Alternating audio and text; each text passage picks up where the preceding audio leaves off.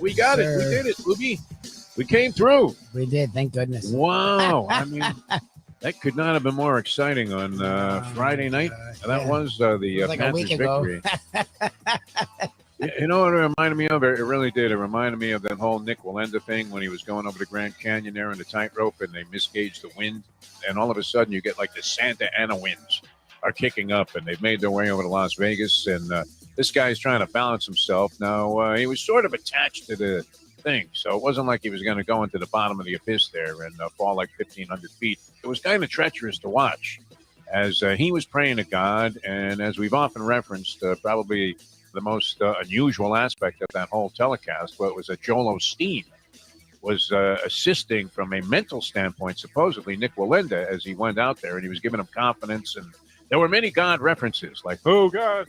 And he's in the middle of the Grand Canyon there, not looking too sure of himself, wearing a pair of, like, ballet slippers and holding a rod. But I think Joel Osteen was having his rod held by Wallenda's wife. Oh, yeah, you're fine. You're fine. Keep going, Nick. Keep going. See, Joel Osteen, I mean, yeah, he's very good at what he does, I have to say. He's very good at what he does. True. When you watch those lectures, you start to believe that, you know what, maybe Jesus can come and save me. But I don't think so. I don't know. That's a long shot. The time. Wake up with Defo, joined by Lubie. Welcome to the Defo Show.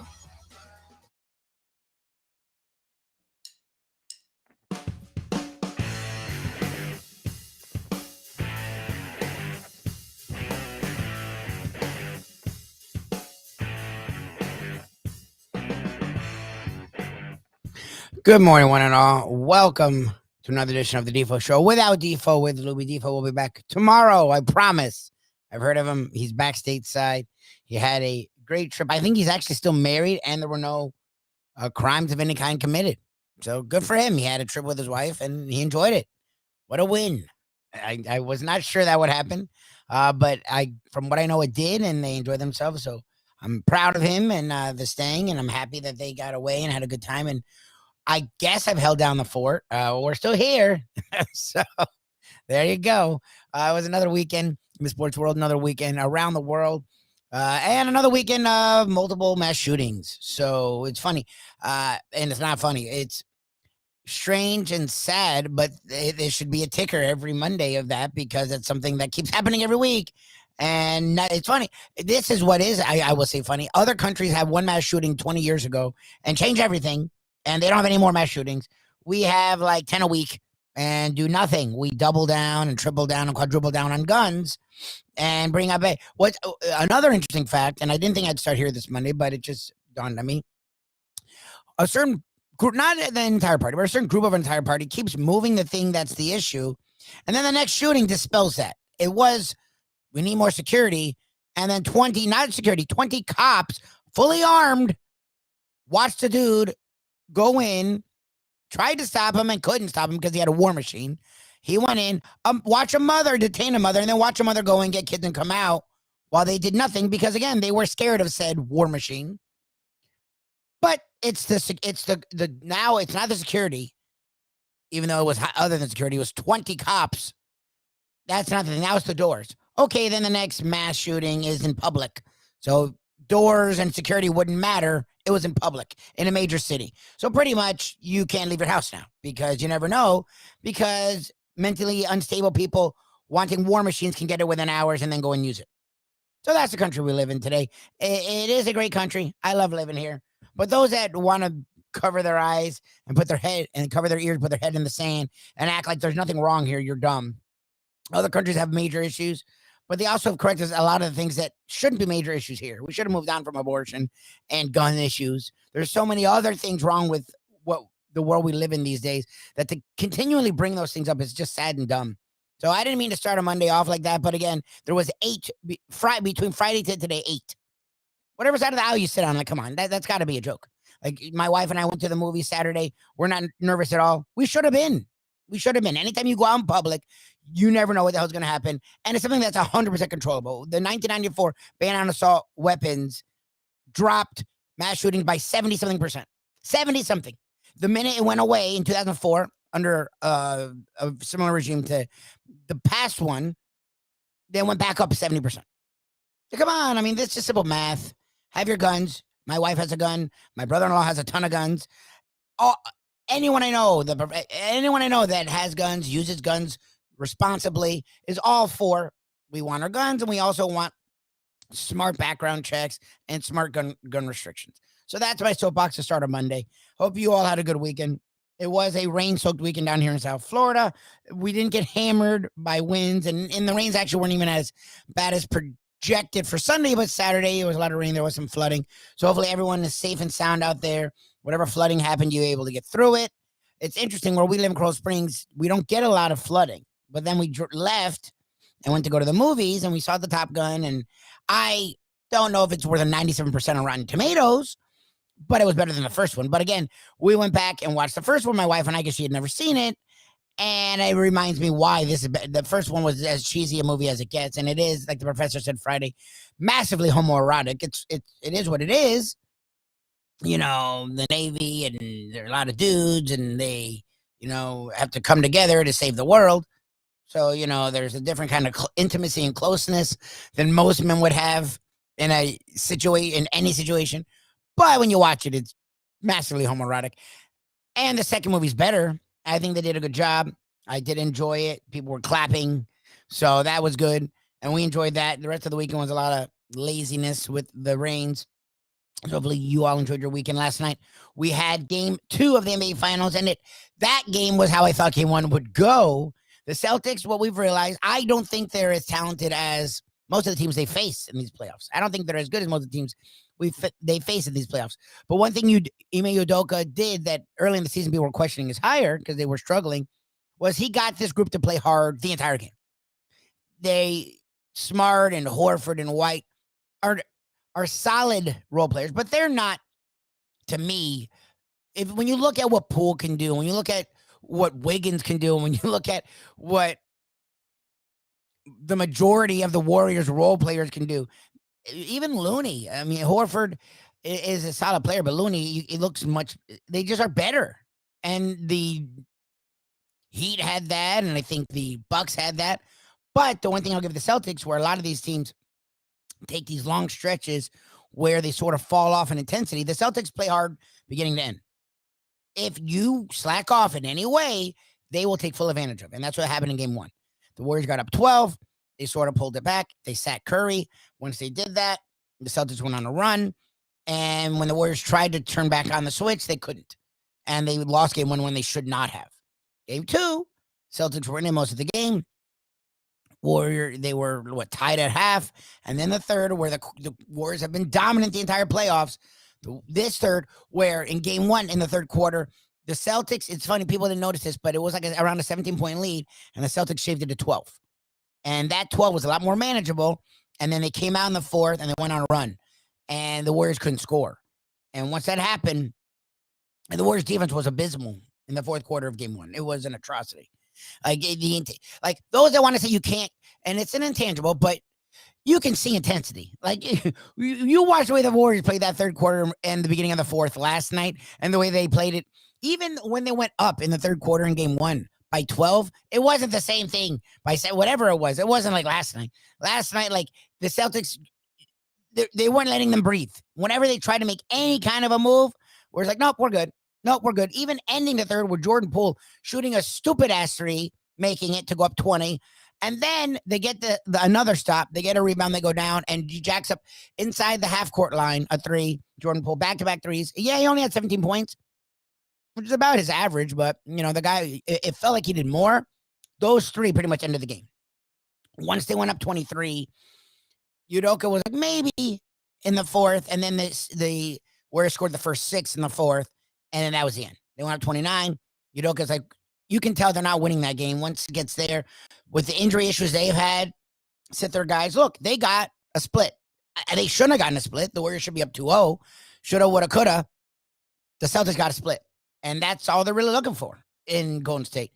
Now, for the Warriors, the positive is you played that second half, the entire second half. Like, even in the fourth, when they played their guys, they never let the Celtics get back in that game. Never. And that's the kind of thing that you can take. Like, even when you lose a blowout, if you make some kind of a run, it sort of wakes you up. It sort of gives you momentum into the next game. That's not what happened in that game. The Warriors made sure, look, We are finishing this game. Now, what happened in game one? They got cocky. They got arrogant, and that's what that's why I didn't give the Celtics enough credit. I don't think they were as good as the Heat. I don't think they were as good as the Bucks, and honestly, they probably weren't as good as the Nets. But what they are is a team that doesn't stop. They're going to keep coming, and it's a bunch of dudes that if the other team is playing their best, I don't think they can hang. But if the other team falters, they jump right on them and they run with it and they win. And that's what happened in game one. And they can get hot. Like they have enough. Like that's the funny thing is Tatum actually wasn't really that good yesterday. He had 6 threes. Like if he shot a 3 yesterday, he was making it. And I'll give that guy credit. But he wasn't getting to the basket. He wasn't playing defense at all. He wasn't rebounding. He wasn't facilitating. Jaylen Brown, very similar thing. And you saw that. Derek White had 12 points. I'll give the guy credit. I don't know. I don't see him in an NBA rotation. But he's playing in the finals and making big plays in the finals. But Horford had 2. Smart had 2. Like the rest of that, you're not seeing 2 from Jordan Poole. Even when Jordan Poole had a horrible 90, he had 9. Like that's the Celtics role players. And Tatum, even though he got his 28 points, didn't play at all in the fourth quarter. So if your over under was 30 for Tatum, you thought you were with 28 at the end of 3, you thought you had it. He didn't play a minute because he got the first 2 minutes off. Warriors blasted him the first 2 minutes, and then Udoka's like, all right, screw it. I'm not taking a chance with these guys. This is, by the way, the Defo show, no Defo, just Lubie. Defo will be back again tomorrow. The NBA Finals is now 1-1, heading to Boston in like August. Look, the professor came on Friday, and he's not wrong. We have nothing else. Like I don't care about baseball, especially right now. I don't watch whatever soccer is going on. I mean, we don't really USFL, whatever. We don't really have any other sport. Hockey will be done in a week or so. So 2 weeks. So what else do we have? We have training camp, or we have mini OTAs. Yeah, so I guess if you're the NBA, stretch it out because people will follow. It's still annoying. Like to have 2 days between games is annoying. Like I'd much rather have a game tomorrow, so we'd have something to talk about the rest of this week. But yes, I guess it'll stretch this out a little bit. Wednesday is game 3 in Boston. The Celtics got their 1-1 split.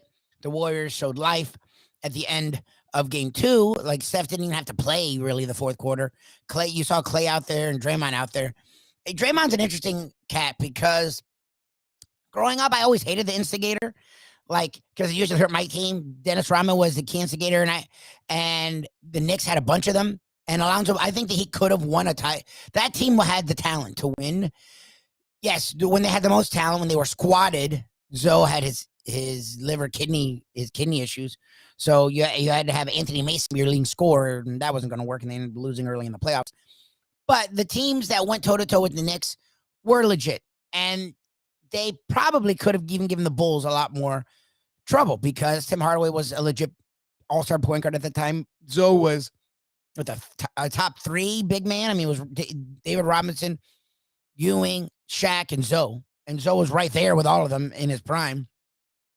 But that Heat team was susceptible to the annoying. Rodman got in Zoe's head so much. Oh my God. And that was the same thing Dennis Rodman did to Karl Malone. That Jazz team could have beaten the Bulls. Like one of those 2 years, they had home court in 1 year, the freaking Brian Russell, they had a lead at some point in that series. Like they could have beaten the Bulls, but the Bulls were great at handling annoying people and other teams weren't. Karl Malone and Zoe fell prey to Dennis Rodman every time. So I hated the instigator, but the instigator has a place in sports, especially on winning teams. The winning teams usually Giannis has them for years with the next generation or 2 generations later, because I guess you had the Shaq Wade team. And, I don't know how many. Peyton, I guess, was sort of an instigator at that point in his career for that team. Antoine Walker, maybe. But the LeBron era, Wade, Bosh, UD was for sure an instigator dude. Or if he wasn't an instigator, he was a dude that made sure the instigators didn't get to the rest of the team. Like when the Pacers, who had Lance Stevenson, were there, yeah, LeBron handled his own, but also UD, I'm sure, was there going, Lance, you need to relax. Like, either have an instigator or the instigator rebuff the buffer, okay? Whatever you want to say about Draymond Green, because you look at the stats and you're like, okay, you talked a lot for a guy that has 9, 6, 7, and 4, 9, 7, and 5. You're like, okay, the guy's an all-star, but an MVP candidate, all-NBA guy, and he has 9. Like, what the fuck is 9? But he rattles everyone on the other team. They're bitching with him the whole game. They're fighting with him the whole game. He should have gotten tossed because they should have got him and what's the Marcus Smart? Should have got double techs after a foul on Draymond on a 3. They didn't issue double techs. They didn't issue double techs. They didn't give either guy a tech. He got it, or it was Brown? I think it was Jaylen Brown. Jaylen Brown was shooting a 3, and Draymond Green fouled him, and it was the third quarter when the Warriors were sort of pulling away. And usually in a regular season game, you'd call double techs. Well, Draymond already had a technical from earlier in the game, and then you'd pretty much be kicking the guy out. Mark Jackson, Jeff Van Gundy talked about it on the broadcast, and they were sort of right. It's, by the rules, you should have double teched, but good refs understand we're really going to kick a guy out when it was equal, the back and forth. So they didn't double tech it. Jaylen Brown got his 3 free throws. Draymond and Green got to stay and was a big part of being smart defensively, rebounding, and helping the offense be open and spread that allowed the Warriors to pull away. Look, that guy is interesting, the instigator guy, because his job is to be volatile. However, when you're volatile, we've seen with Rasheed Wallace, who was a big part of the Pistons' success in the 2000s. And he was again a guy that was talented and an instigator. And he got in the head of the Lakers, and he got in the head of the Spurs, and he got in the head of the Heat. He was instigator, dude. Saying you have the same thing with a Dennis Rodman, who was an instigator, dude, and also really good at what he did. And Draymond Green, the same thing. That guy gets in the head of the other team, and we've seen that with the Celtics, where they can fall prey to nipping at their heels. And Draymond did it last night, and it seems to look. Jason Tatum was hitting threes, but he didn't do anything else. Jaylen Brown was good, but he wasn't great. And then the role players were horrendous for the Celtics. Literally, Smart had 18, 5, and 4 in game 1, and had 2 and 5 last night. Horford had 26 and 6 in game 1, and had 2 and 8 last night. Derek White was solid, but in game 1 had 21. Last night had 12. And the Warriors, role players, look, Wiggins didn't go crazy, but he had 11, and he was really good defensively, and he was rebounding. When they were doing the switching, and that's the Celtics do that a lot because they want to get Steph on Tatum, Wiggins wasn't allowing it. Wiggins no, I'm good. And Tatum had 20-something at half and didn't really do much in the second half. And the Warriors pulled away. And that's what I expected from this series. That's why I thought it was going to go 5, could go 6 if the Warriors did what they did in game 1, where they just fall asleep. And we've seen that their entire run, where they go on these stretches where they have a bunch of stupid ass turnovers and a bunch of lazy defense, where they zoomed in on it last night, where they just left Derek White wide open. 5 guys just, look at the guy wide open, and he drains a 3. They go through these stretches. Most teams do. The Celtics don't. That's the one thing I'll give the Celtics credit for, is if it's Udoka, comes down from Stevens, both of them combined. This team plays hard the whole game. And that's tough to combat because most teams, even in finals, go through lulls. The Celtics don't. They don't play great the whole game, but they play hard the whole game. And again, that's something that a team like the Warriors, who's been there for so many times, this isn't the first rodeo. They're going to go, we'll be all right. Okay. If you want to do that, the Celtics are waiting. They're going to go on their own 10-0 run. They're going to go from being down 12 to being up 5 to being up 7 to being up 11 themselves. Can you turn it back on?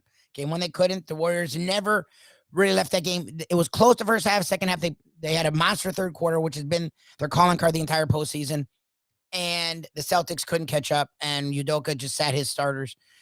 Yeah, because with 10 minutes left, the announcer made a point to say, it's some rotational guys, some guys that haven't gotten a lot of minutes, made a point to say it's all bench players right now. And they were sort of letting us know the Celtics, it was a 29-point deficit with 10 minutes left at Golden State, and the Warriors were still playing some of their starters. At that point on, the starters didn't play for the Celtics, and they got their win.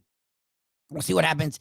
Game 3, Wednesday, again, 9 o'clock, which is annoying for people like me who have to get up early, and I'm sure people like you who have to get up early. Well, 9 o'clock it is. So 9:10, I guess, Eastern time is when the game will get underway, really. So we'll either stay up, or the Warriors, or one of them will pull away late and we can go to bed early. Also over the weekend, Quinn Snyder stepped down with Utah Jazz. Why does that matter? Well, if you're in South Florida and you've had your sights set on Donovan Mitchell, the star for the Jazz, could go either way. It could mean, okay, the Jazz are just totally starting over. And are you going to start over with Mitchell and Gobert? So maybe Mitchell may be on the trade block, or may want to be on the trade block. for a team like the Heat that have been so enamored by Mitchell the last 2-3 years. Or it may mean that the Jazz went with Mitchell over Snyder. And we never heard actual fighting with Snyder and Mitchell, but we did hear that Mitchell was disgruntled. And when Snyder was sort of hemming and hawing about, do I take the extension? Because they were offering an extension. I mean, the guy's done a really good job with the Jazz. They made a conference finals. Do I take an extension? Do I leave? What do I do? How long of an extension? We didn't hear Mitchell come out and go, I want him to stay. You know, we didn't hear that. We heard nothing until after Snyder resigned, and he chose to resign. I mean, the Jazz wanted to keep him, but what he said is not wrong. Like, they sort of got into this spot where, like, the 4th, 5th seed every year, they either win a series and lose in the second round, have a competitive first round, lose in the first round, get a conference finals and lose. Like, they're not getting to that next level. And they brought in a Mike Conley. They brought in talent. Like, they have a nice team. They're just not getting past this place. So Snyder, and he was honest, he's like, it's just not working. My message isn't getting them to the next level. It's not working for me because I want to go to the next level. It's not working for them. So they parted ways. Mitchell then talks. I mean, if a guy really wants to coach, he's doing everything he can to keep him. So that's something that a lot of people, especially from where we do our show, South Florida, are paying attention to, because the Heat, a lot of Heat fans, and even the Heat, from what we've heard, I mean, he looks like a reincarnation of Wade. Like, he's a bigger, stronger guy who's not as athletic, not as good defensively, not as much a facilitator, but a little bit better shooter. So he reminds a lot of people, or at least me, he's reminded me of Dwayne Wade since he's come onto the scene. So that's something that happened over the weekend. Something that, again, is political, even though it shouldn't be political, but everything we do nowadays becomes political. It's Pride Month, you know, LGBTQ plus month. Yay. Wonderful. And teams are wearing patches, the rainbow patches, to support Pride Month. Okay. I mean, I'm not one to wear rainbows, but I would after the shooting in Orlando that seemed gay. Well, not seemed, it was a gay club, and the guy unloaded in the honor of murdering gay people. We all wore, I had on my Facebook for a long time the rainbow. Well, the Rays out of Tampa, always fun out of Tampa, most of their players wore the patch. However, some of them did not wear the patch because it goes against their religion. I don't know the Bible well. I know the Torah. I know the stories in the Torah, the Old Testament, but I don't know all of it. And my wife had to open my eyes to Leviticus, because in Hebrew school and they didn't really harp on Leviticus because it's fucking psychotic. So, and I'm Jewish, and I own my Judaism. And I also admit Leviticus is like the waving chicken heads and sacrifices and a lot of the stuff that comes around Yom Kippur that I never knew.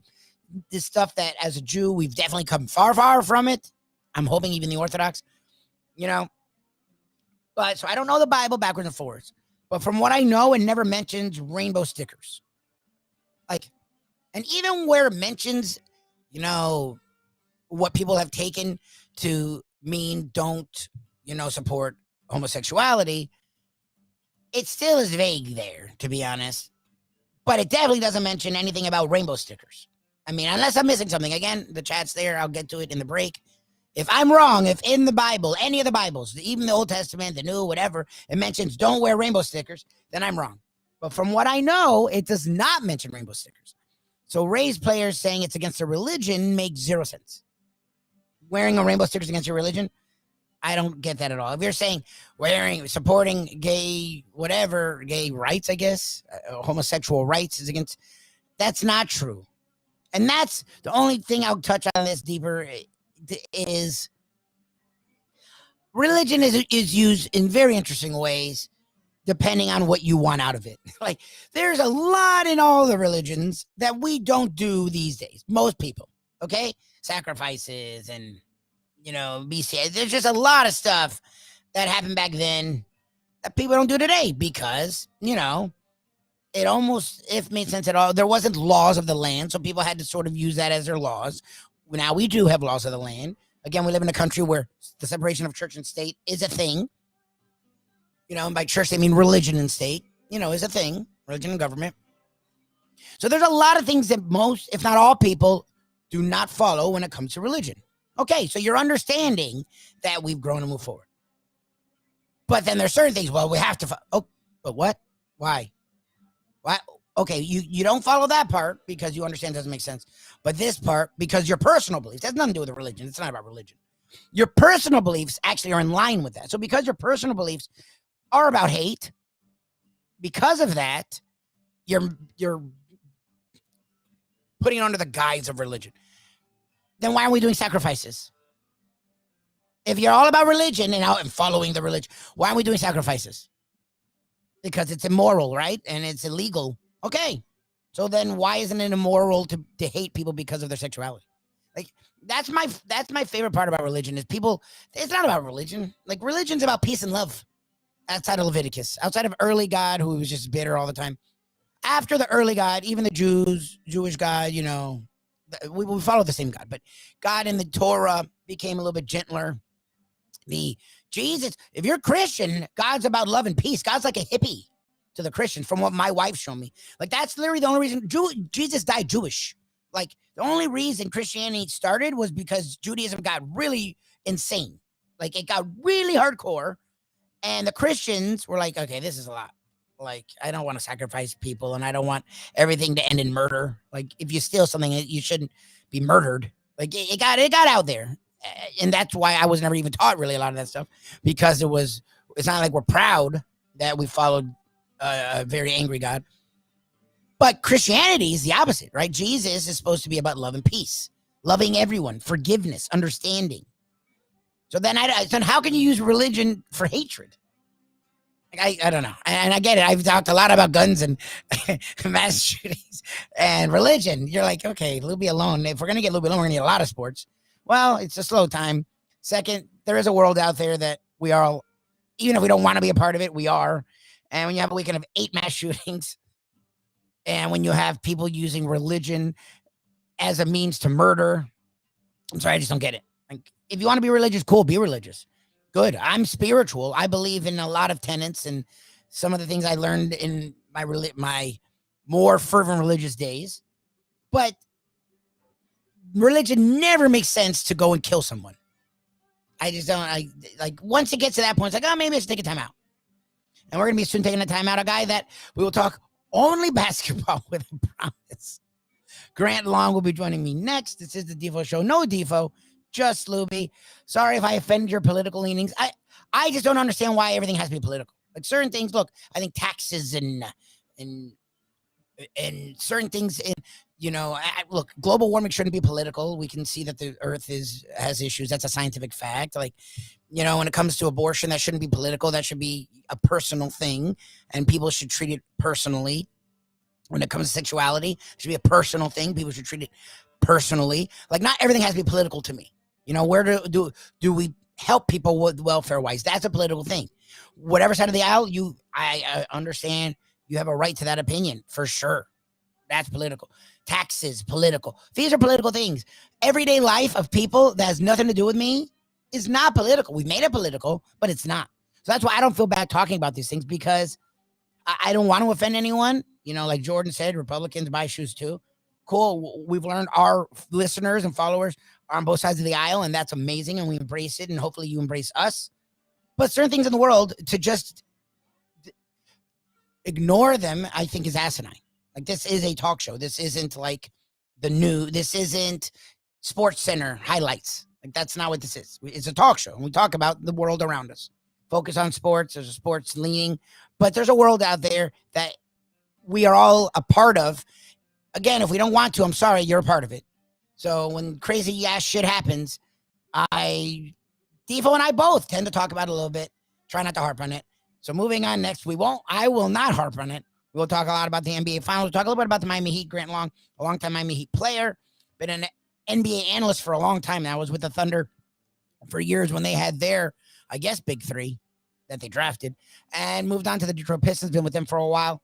Organization that was kicking ass in the 80s, was not great in the 90s, and came back in the 2000s and went to like 6 to 8 consecutive Eastern Conference Finals, and won an NBA final, went to a couple NBA Finals, and won one. On tough times now. So we'll talk about Pistons a little bit. We'll talk about the Heat a lot, and a lot of NBA Finals coming up next. Grant Long also at 8:05, the one and only Greek. There's always a gambling angle, and without Defo, I know I've been leaving the gambling angles short. Well, the Greek, our dear friend, still in the radio world, will join me coming up at 8 o'clock. Appreciate everyone who's joined me this morning. Sorry when you walked into highly charged political talk, but to me, it's not political. It's just life. And we'll go back to the, like Defo says, the toy department. Coming up next, the Defo Show. No Defo, just Lubie. Grant Long joins me next. Poker is your game. You're covered in style. And you can play all your favorite Vegas-style games, including blackjack, craps, and roulette, in Hialeah Park's sizzling hot casino. Get a player's card when you walk through the door for all kinds of generous amenities, including our favorite, free play, when you come out to the ultimate casino and entertainment destination, Hialeah Park. These days, we're all looking for comfort anywhere we can find it. Thank goodness for Landlubbers Raw Bar and Grill in the Plantation location, because they are making sure you are as comfortable as possible. You're going to have the best wings in the world. You're going to have a great burger. You're going to have their amazing soups. Again, Landlubbers Raw Bar and Grill. It's nice and easy. Just go to landlubbersbarandgrill.com for both your pickup and free delivery. Thank goodness for Landlubbers for making you always feel right at home. Catholic Health Services is committed to care that changes as your needs do. Our full continuum of services is designed to be there throughout your care journey. If you need assistance with daily living, post-acute care following a serious health event, or additional medical care at home, we also offer skilled nursing and palliative and hospice care. Your care needs may change, but our commitment never does. Catholic Health Services, South Florida's #1 choice for post-acute and end-of-life care. Visit CatholicHealthServices.org.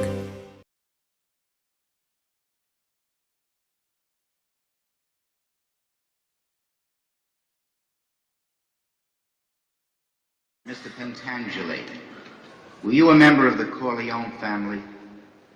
Did you serve under Capo regime under Vito Corleone, also known as the Godfather? I never knew no Godfather.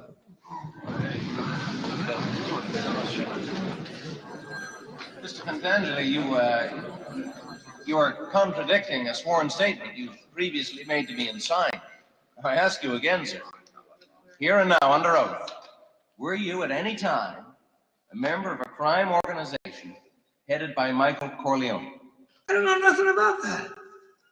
Oh, I was in the olive oil business with his father, but that was a long time ago, that's all.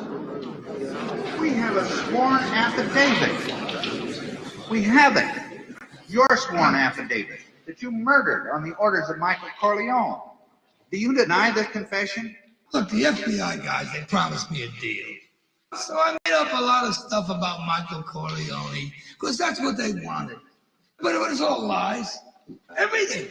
And I kept saying, Michael Corleone did this, and Michael Corleone did that. So I said, yeah, sure. It's now time for the Defo Show.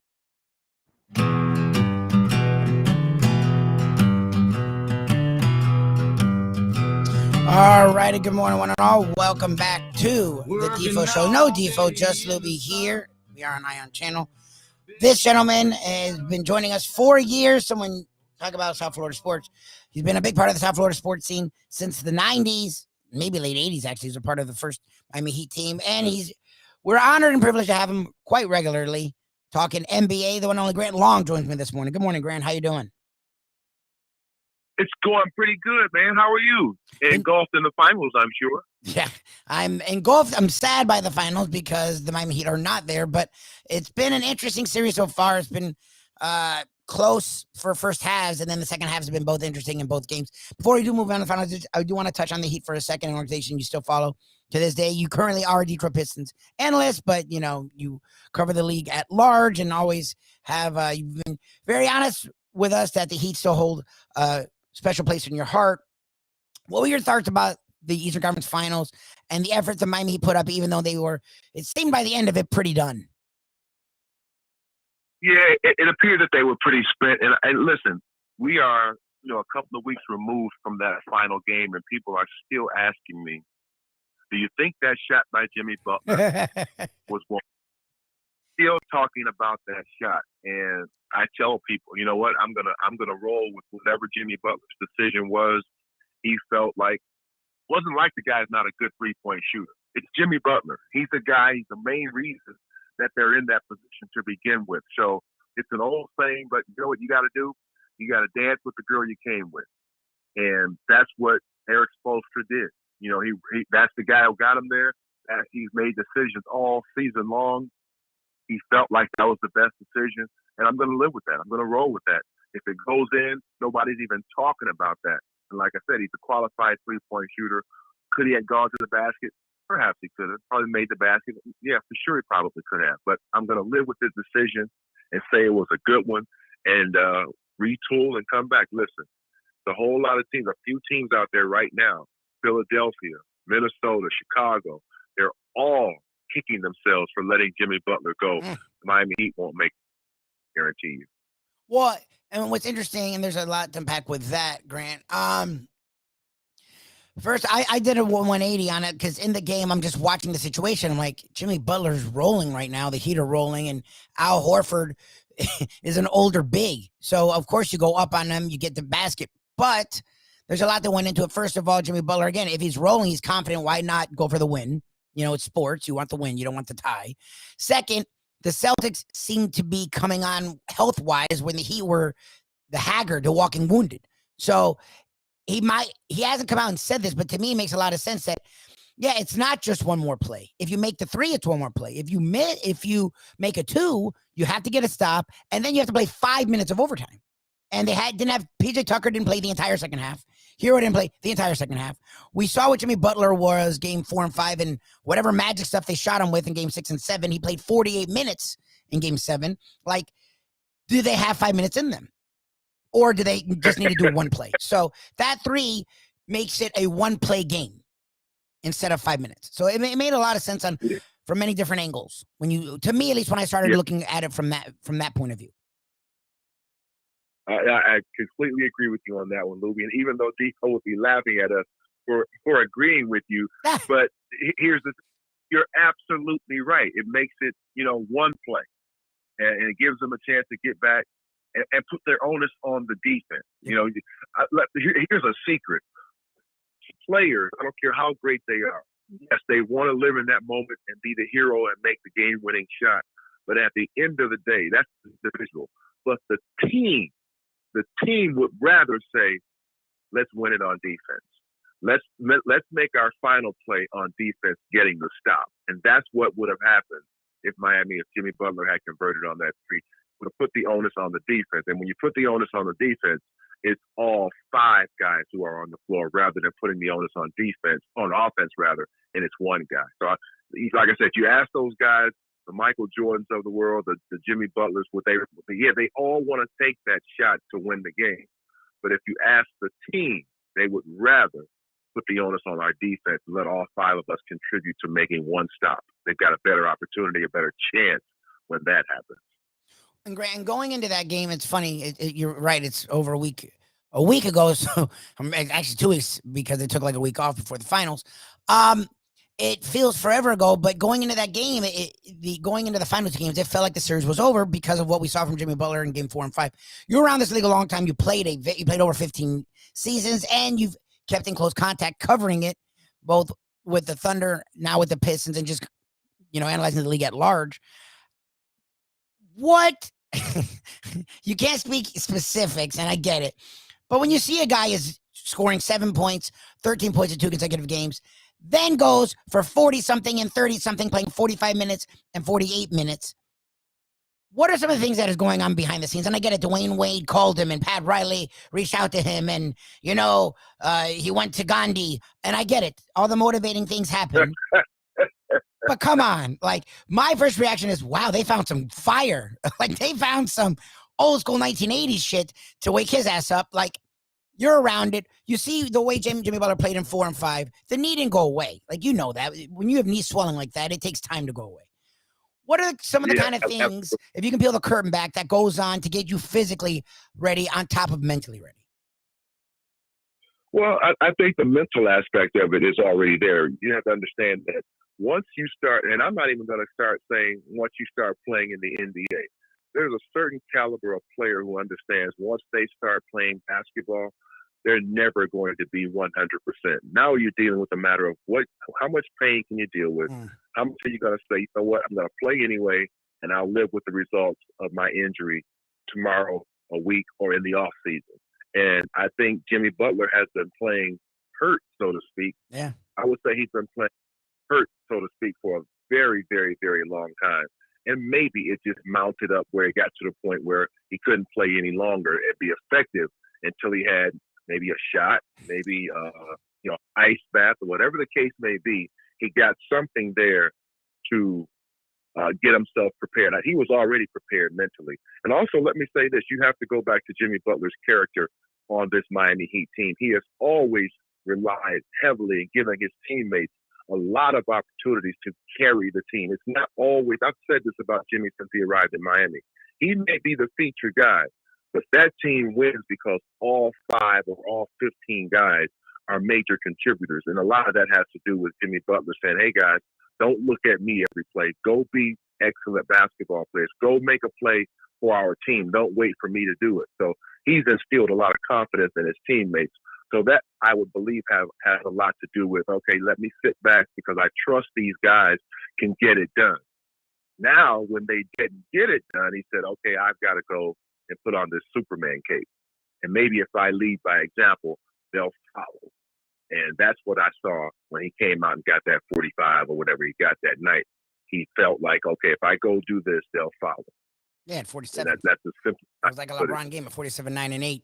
Game 6 in Boston to supersede in a lot of ways what LeBron did in 2012 for the Heat.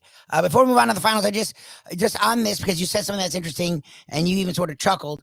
And that's the thing, is as people who only played up until a certain level and then just play for fun the rest of their lives, getting shot up with something is a term we use when we cover and talk about sports, but we really don't know what it means.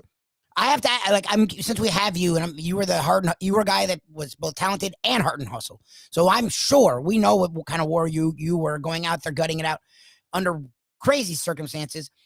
What is it when they quote unquote shoot you up ice bath, whatever the hell you want to call it, to get you from one place to another place? And in this day and age, as opposed to other eras, it's on the player as much as the team. The team a lot of the time will tell the player no, and the player's like, no, I want to do it. And it's on the player. So it's not just, any given Sunday, James Woods' characters telling LT's okay when his knee's freaking shredded. Like, it's mutual, if not even more the player than the team these days. Like, and I'm putting that out there totally honestly. But even then, like physically, like what change, like when they take whatever they take and loosen you up to the point where it's not going to hurt you more, but you're definitely able to withstand the pain. Like, what is it, like, as a player that's had that happen? I'm just curious, like, what do you feel? Does it go numb? Like, how does it help you so much? Because we'll see players have such a difference in play after things like that happen. And you're right. It's two schools of thought on that one, because you could take something, you could get a shot, and it will numb the pain, and you can go out there and play, and you won't even know that you have an injury. Oh wow! But that's where the team, the coach, everybody comes in a room and they say, okay, if we do this, it's like if you could take a shot and you no longer feel like you have a broken wrist or a broken finger, yet because you don't feel it, you're going to go out there and play like it's not broken. Yeah. But if you do a certain thing, you're going to injure it more. You just don't feel it. Mm. You could break it again. You could break your other fingers because you don't feel that pain. Mm.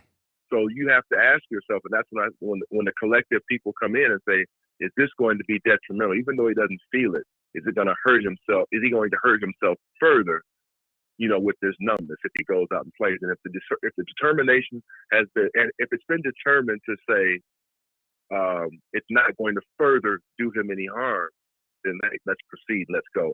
Everybody, the player, the coach, and everybody else is on board with that. All right, so Tony, you brought up something that's been a big part of the finals so far. We're through 2 games. It's 1-1.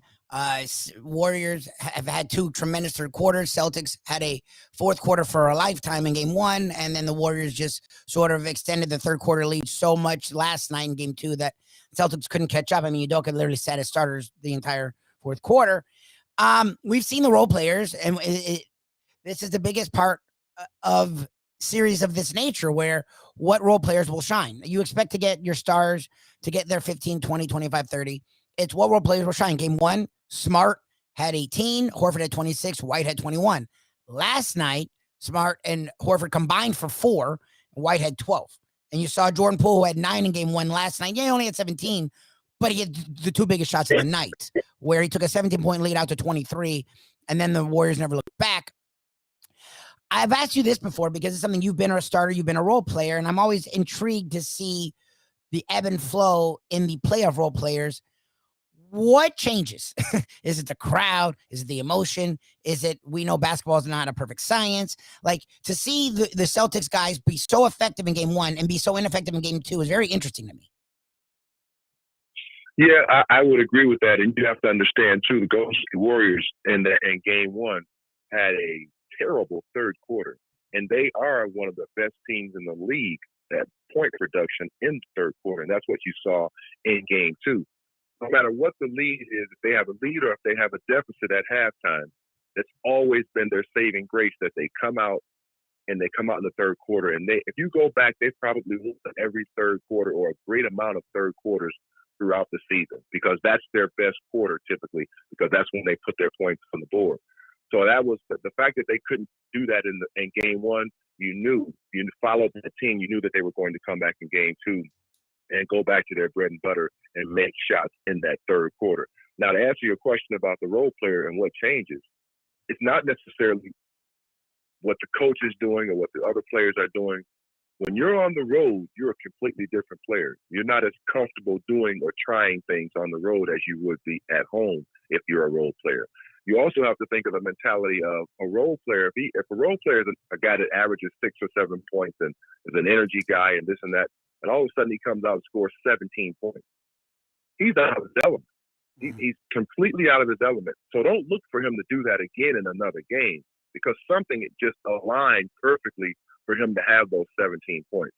Somebody else, one of those stars, didn't get his shot when a role player comes out with a 20-point game, a 17-point game. When you see the next game, everything goes back to normal, and that role player is going to go back to what he's accustomed to doing. They're not accustomed to getting 18, 19, or 15 shots in a game. That's just not what they're accustomed to doing, and their mentality is not going to allow them to all of a sudden, in the biggest game of their career, come out in 4 games and take 17 shots, take 15 shots if they're used to getting 4 or 5 or 6 shots. It's just not going to happen. Well, and we saw game 1 and 2, the difference was that fourth quarter where the Celtics couldn't miss, and the Warriors, it felt like their defense intensity sort of slacked. Game 4, the Warriors did just put the clamps on in the third quarter and never gave up.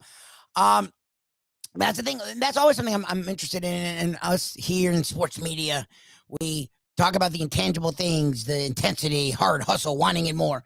And obviously, it's the freaking NBA Finals. Like, everyone wants it desperately. Like, there's no either team. If you're the Warriors, you don't know if you're going to do it again. If you're the Celtics, they fought in the conference finals and haven't won one since the 2010s and went a couple decades without winning one in Boston. We know what winning means in Boston for the Celtics. So they all want it desperately. However, you'll watch games and, like, especially game 1, watching the Warriors, that fourth quarter, to me, it just, as much as effort is an intangible, it felt tangible. Like, you could see the Celtics fighting for their life, and it felt like the Warriors were like, like, you've been involved in locker rooms. When you can feel the intensity waning, what happens? Because I'm watching the game going, what Warriors is this? Like, why is this such a different team than we saw in the third quarter? Whereas I'll give the Celtics credit. They're a rare team where they don't go through those ebbs and flows. They're not always great, but they play hard every minute of every game.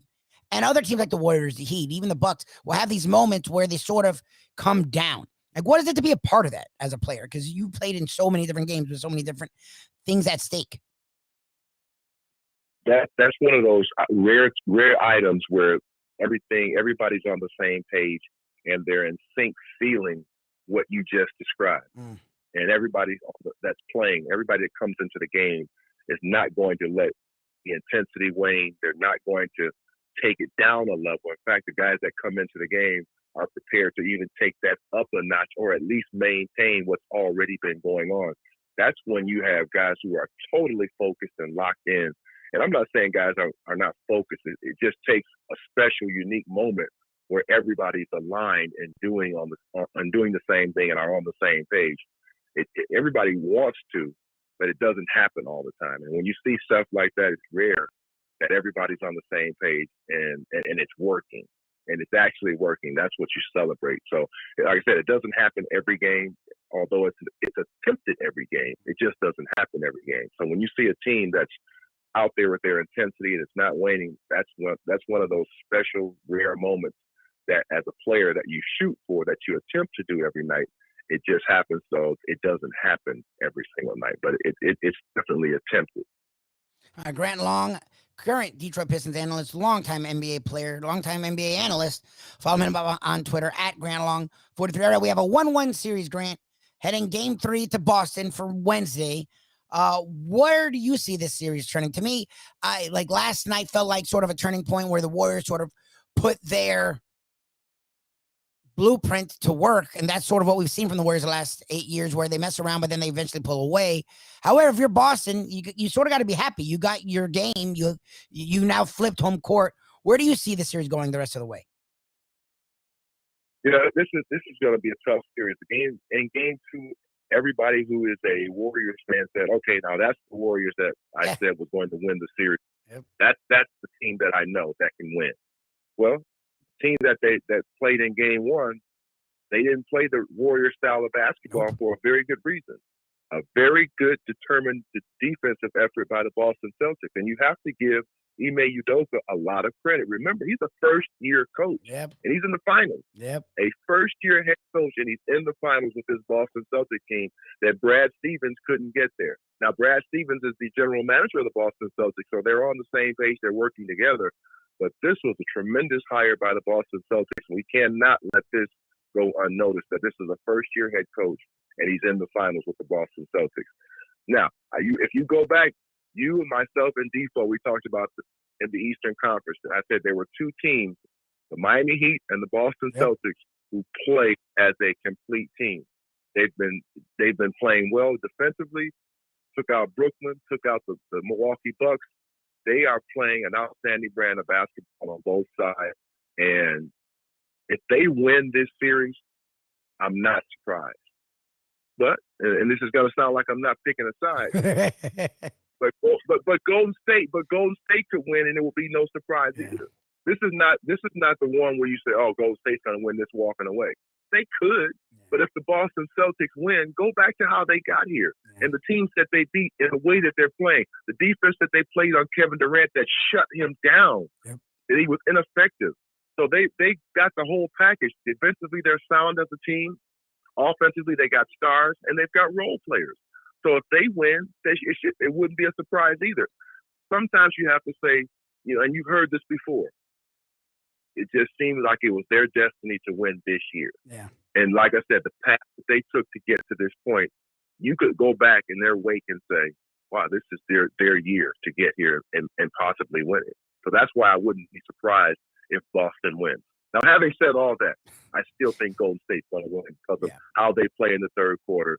And no matter how well you play, for the first time in game 1, no matter how well the opponent plays, what Golden State has in their back pocket is when the third quarter comes out and we all hit our threes, no matter what the deficit is, they seem to come back and win the basketball game. It's happened more times than not.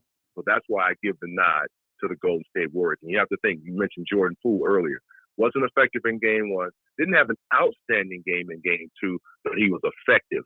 They're still waiting on Klay Thompson to arrive and contribute offensively. And once he does that, I mean, they're off and running. It's not a whole lot you can do if all 3 of those guys are making their shots. Well, and that's what the Celtics are banking on, is their defensive intensity for 4 quarters, for 48 minutes. The Warriors won't be able to have all 3 or 4 of their guys. And so far, they've been right. We'll see if that persists. Before we go, I have to ask you about this because it is an interesting situation that we see in sports all the time. Successful coach leaves team realizing they've gone as far as they can. Quinn Snyder is a guy that the Lakers were really interested in. Snyder didn't want the job. Quinn Snyder's a guy that the Utah Jazz wanted to keep because he's gotten them to this level where they're in the playoffs every year. They have the longest active playoff streak in the NBA right now. Most people probably don't even know that. They made a conference finals. They have a guy who's multiple defensive player of the year. They have a guy in Donovan Mitchell who's become a top 20 every single year all-star kind of guy. Yet they have sort of hit a plateau. What are your thoughts on Quinn Snyder leaving the Jazz? In sports, we see this with coaches where they say this, and it's another cliche, but it seems to ring true. My message is falling on deaf ears. My message has lost, its weight. You've been around ball clubs. Like, does that happen when like a coach, the fire and the brimstone worked for the first 6 years, but like by 7 and 8, you're like, okay, dude, we've heard this. Because it feels like that's what Snyder's admitting to, and he's owning it. And he's like, look, for me and for the team, this isn't working. We're only going to get so far. Like, have you been around that? Like, how real is that? Because to me, it seems sort of hinky, but we see it a lot in sports, and it feels like coaches and players really believe it. Well, there's two schools of thought, because now I'm thinking, there's not another coaching opportunity out there. No, I don't believe, for him to close the door on the Jazz and now sit and wait idly for that other opportunity to open up. So I would have to say this is a genuine move on his part, saying, listen, I can't take this team any further than we've gone over the last 7-8 years. We've been a very good competitive team. We've got stars, but as a coach, I can't get any more out of this than I've gotten out of these players. So maybe, and you've heard this before, maybe it's time for the other coach to take them to the next plateau. I've taken them as far as I can take them. If you go back a few years, a lot of years, I should say, and Larry Bird used to have this old adage. He said, I won't coach 10, 12 years. I just won't do that, because players they'll start to tune your voice out after about 3 or 4 or 5 years. And he understands that. But remember, he's a Hall of Famer, top 75 legendary player. He himself saying, as a player, you tune that coach out after 4 or 5 years. So he won't stay on the coaching side and coach the same team for more than that, because players need a new voice if they're going to continue to excel and ascend to the top. And maybe that's where Quinn Snyder is. He's one of those guys who says, listen, they're not hearing me anymore. My voice is annoying to them. They need a new voice. And I'm going to sacrifice myself. As we always say, you sacrifice yourself for the betterment of the team. And like I said, you looking at it from afar, there's no other opportunities. Remember, he was rumored to take that Laker job, but that Laker job is gone now. So there's no other job that he's sitting down for to go take. So you have to give it on its merit and say, that's just what he's doing. He's sacrificing himself for the team. Yeah, I mean, look, so often in sports when coaches talk, we just laugh, because we know coaches are there not to give you the truth, they're there to sort of fool you into believing something so they can do what they want to do. I mean, but with this, I believe him. Like, they wanted him. They were trying to give him an extension. He didn't want it. And it feels like not even that he was burnt out, because he's openly said, I want us to coach. He said what you just said, and it makes sense. He's not angling for another job. There's no other job right now. He's not trying to go back to Duke. John Shire's ready to go. Like, the Lakers wanted him. He was their first choice. The Jazz wanted him. It feels like he's realized, look, I can't do more with this, and it's not worth it for the team, and it's not worth it for me. Both of us, we're just going to beat our heads against the wall and not get any farther. Someone else has to switch it up and take them to the next level. It's just, to me, rare to see that. Like, usually when that...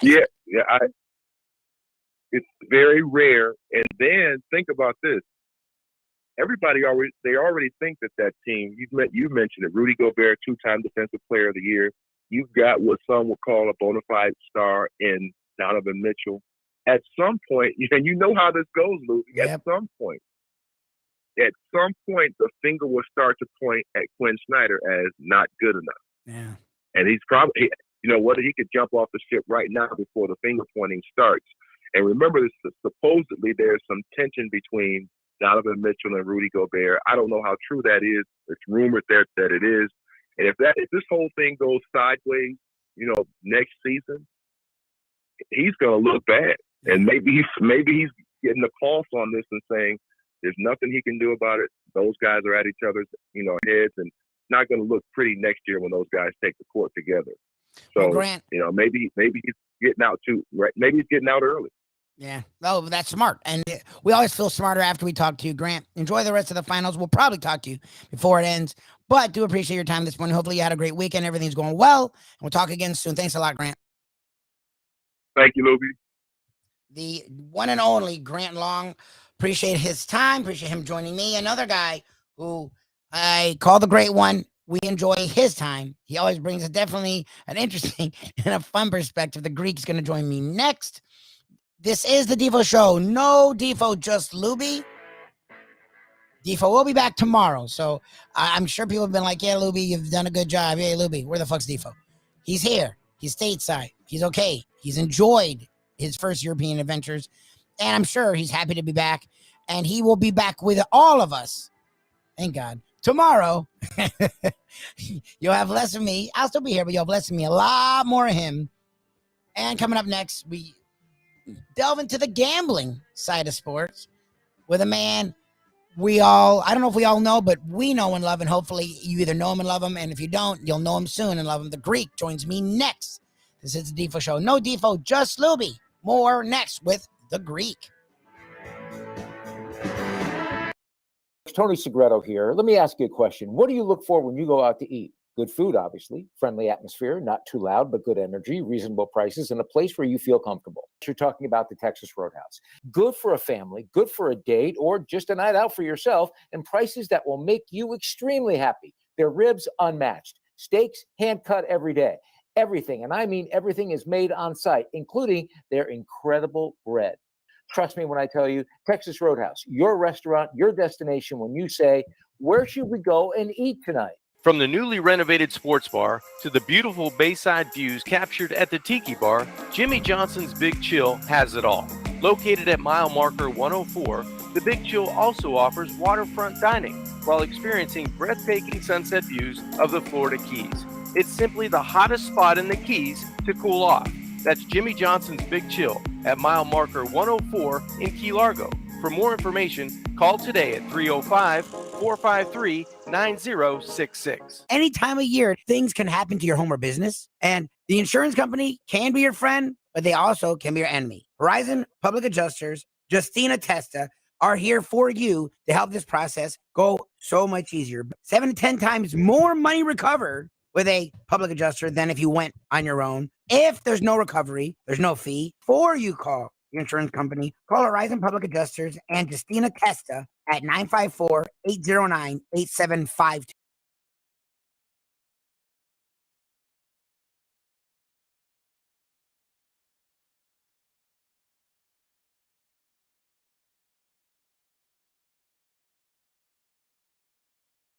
You can't fake caring. Women can sense this immediately. You don't really care. You didn't really want to do any of this. We now return to the Defo Show.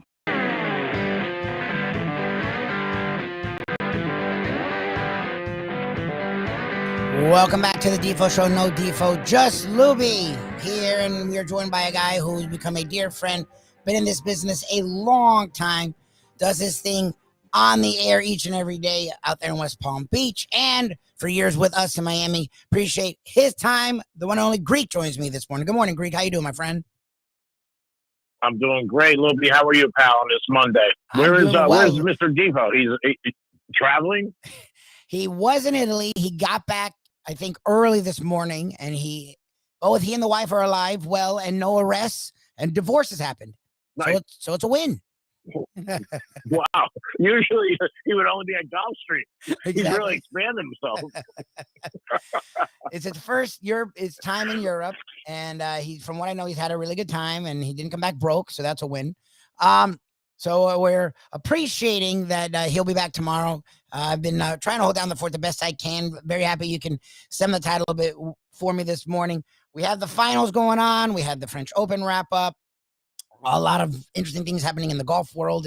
Seems like every golfer is now going over to Saudi Arabia, where the first 3 months, no one was going. Now DJ's going. I heard another name this weekend. So that's always fun. But I do want to talk about the NBA Finals a little bit, as it is 1-1 right now. Warriors take out the Celtics last night. Celtics outlasted the Warriors in the fourth quarter in game 1. So far, what's your impression of the NBA Finals? Well, I think the Warriors had a little bit of rust, and extra, it's either rust or there'd be, more time off than the Celtics did. Celtics came off of a 7-game series, played 3 days later. I thought that the Celtics are a very good defensive team. They really are. They put together a great run. I mean, people don't realize that, halfway through the season, they were 500. Then all of a sudden, they got the new coach. They bought into what they have. They got their big three, obviously, with Brown, Smart, and Tatum. I think Tatum's fantastic. They got a good bench. They're a very good team. They picked up some people that, people who are not, if you're not a basketball aficionado, wouldn't even realize, like the kid they got from San Antonio, White, who does a great job. So, I think they're a very good team. I think everybody thought the Warriors were going to win them 4 or 5. I think it'll go 6 or 7. Curry's Curry. I mean, he's always going to drop in 25, 29. Clay's been off a little bit. Draymond last night seemed like he was getting skirmishes with everybody all through the night, everything from Celtics. And I think he was getting in their heads a little last night. But they sort of ran out of gas, the Celtics, in the second half. And again, Golden State is just, they're Golden State. They're deep. I mean, Wiggins, people don't realize that was the number 1 pick, how good he is. Poole's good. They got Peyton back last night. Even their center, he does well. He picks up a lot of rebounds. Yeah, Looney's good. I mean, he really is. He's not somebody you know. Again, they're not household names. And a lot of these teams, when they play in the finals, same thing in hockey or baseball, Super Bowls, all of a sudden people start knowing who they are. There's a spotlight on them. But, they've been playing all year and they've had careers. They've done very, very well. And also Kerr, I mean, he's got to have a little bit of an advantage, being in how many finals, 6 and 8 years, and this is the coach of Boston's first one. I don't know. I still think the Warriors will win in 6. I really do. But, the Boston games are going to be big. If the Warriors can split, then, then home court's there. Then you got 3 games left. But I think I think they'll do good in ratings. You got one of the biggest stars, obviously, with Curry going for an MVP, never got one. I think, like I said, I just think people don't give the Celtics enough credit. They've had a tougher road, I think, than anybody, beating the Nets, beating the Bucks, beating the Heat, now here. And sometimes that catches up to you, when you get into the next, the final round where they are in the NBA Finals, where, they decide, okay, now we got to load up again and do it again. And it's hard. They looked good in the first half. They really did. Then all of a sudden the third quarter, which the Warriors are known to have, explosive third quarter, they had that again. And this time in the fourth quarter, they held on. Game 1, they didn't hold on. They also looked very tired in game 1. Their hands on their legs a lot, their waist. And I think, and they went into that unbelievable thing, 40-16. And the 2 big things with Boston in the first game were 2 things that didn't happen this game. How many threes did they hit in game 1? And Al Horford scored 26. Yep. I mean, he scored 2 last night. That's not happening. I mean, he's a good player. He's had a great career, 14 years, Gator.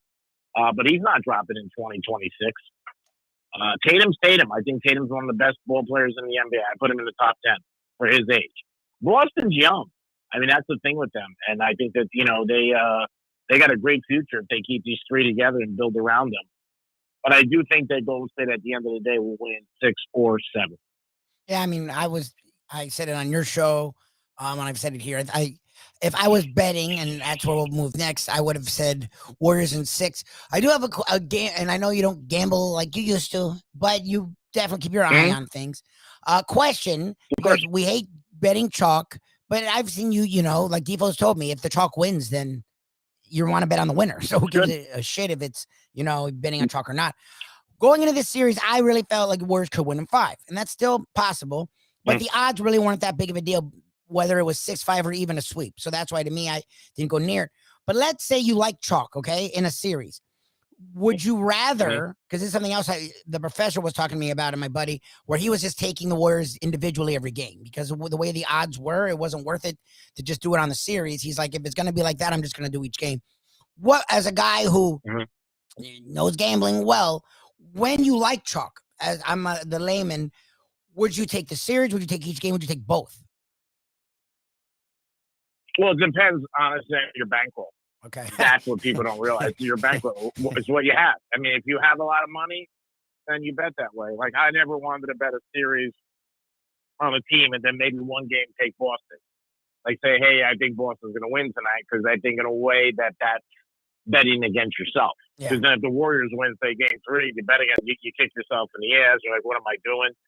Now, I mean, the last 3 years, in-game betting has become so big with everybody. Legalized sports betting is in 22 states, and that's where people lose their ass because they just bet every play. You know, 3-pointers, dunks, foul shots. And when you get into that rhythm, you don't realize what you're betting. And then all of a sudden, you look at it and you're like, wow, I bet this much money. Yeah. If you're going to bet the series, then I'm not going to bet individual games. If I'm going to bet the games, then I'm not going to bet the series. Okay. That's what I always did. Because I'm doubling down either way. Yeah. And it's great if you win, but it's terrible if you lose. And again, it's the same thing. All these guys get on the radio and TV and blogs, they write the same thing. But nobody writes the real thing, which is it depends on your money. If you got a big stack, then you can do it. If you're just a regular guy, you can't bet 500 on the Warriors and bet at Warriors, 5 times 500.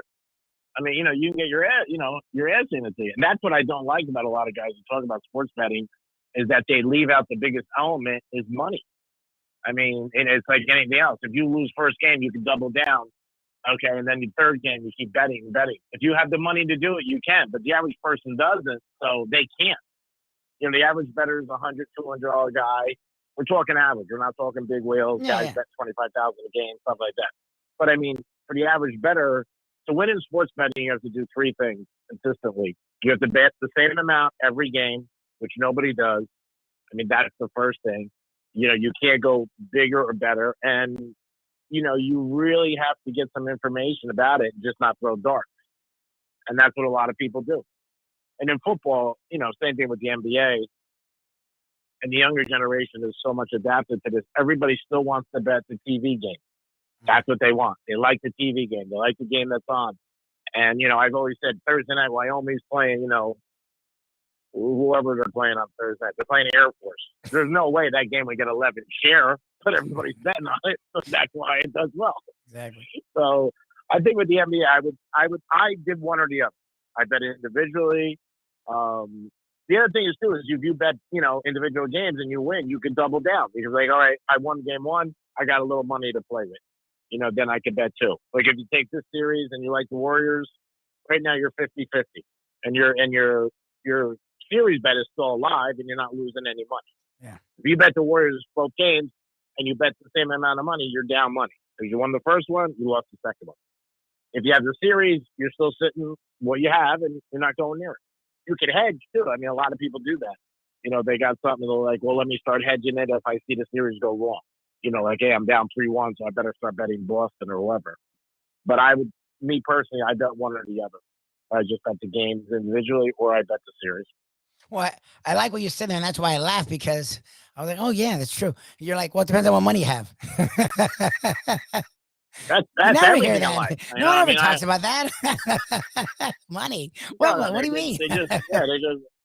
I mean, I would have liked to go on the Intercoastal today and buy a house in Palm Beach for $9 million. I don't have it. So I mean, that's what everybody says.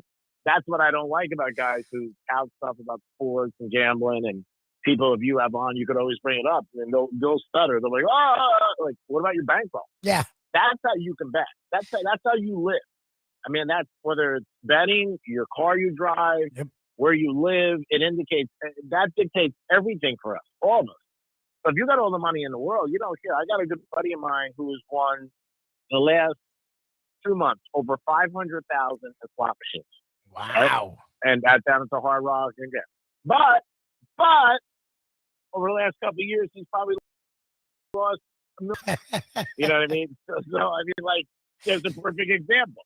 When he goes to a slot machine, he'll have 30, 40, 50,000 in it. Oh, geez. I've watched him. He'll have 1,000 to spin. Oh my 1,000 God. to spin. That slot machine. You know what I mean? And he'll do that. I mean, but then, it's paid off for him the last month, which has been great. Yeah. But usually it doesn't. Like every time you walk in the casino, there's something new. There's a new rug. There's a new piano bar. Yeah. There's new granite. That's not from people winning. And the casino, and the casino business is great because what they do is they promote their winners, just like the lottery.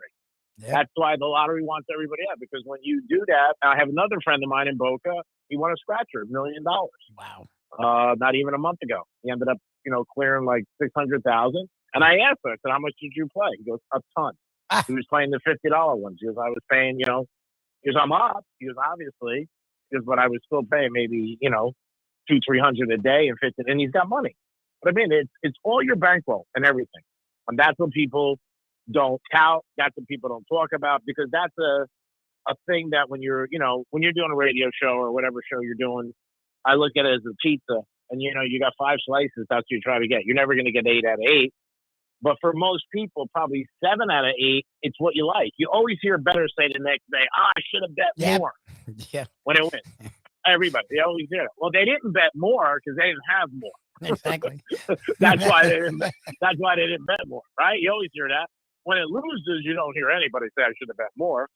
I mean, it goes back to the old theory of, when something good happens, you say, why me? Yep. When something good happens, you never say, why me? Yeah. When something bad happens, you say, why me? Yep. And then they do it better. It's like they all say that, oh, man, I should have had the Warriors more last night. I knew. No, you didn't know. If you did know, you would have bet more. True. I mean, I can tell you every line in the book by gamblers. That's what they say. Guys playing roulette, he hits the number. Oh, I should have had 200 on it. You don't have the 200. Exactly. That's why you didn't put the 200. I mean, that's the thing. And that's the difference between sports betting, with not a casino, or when you're dealing with a guy, because you don't have to put the money up. Yep. And you can't get in trouble. See, when you walk in a casino, the only way you're going to get hurt is you're going to lose what you have in your pocket, or what you can get on your credit card. Yeah. I mean, years ago, you couldn't get anything on your credit cards. When you bet with a bookie, everybody has a limit, and they give you a limit of, hey, you could lose 5,000, 3,000, 20,000. I mean, whatever you can lose. And they don't care. They just keep, and then that Monday, they'll call you, hey, buddy, how are you? Yeah, you got that 18.5? I mean, that's the way it is. Exactly. And if you don't have it, but in the casino, that's where, like I've always said to people don't get in trouble.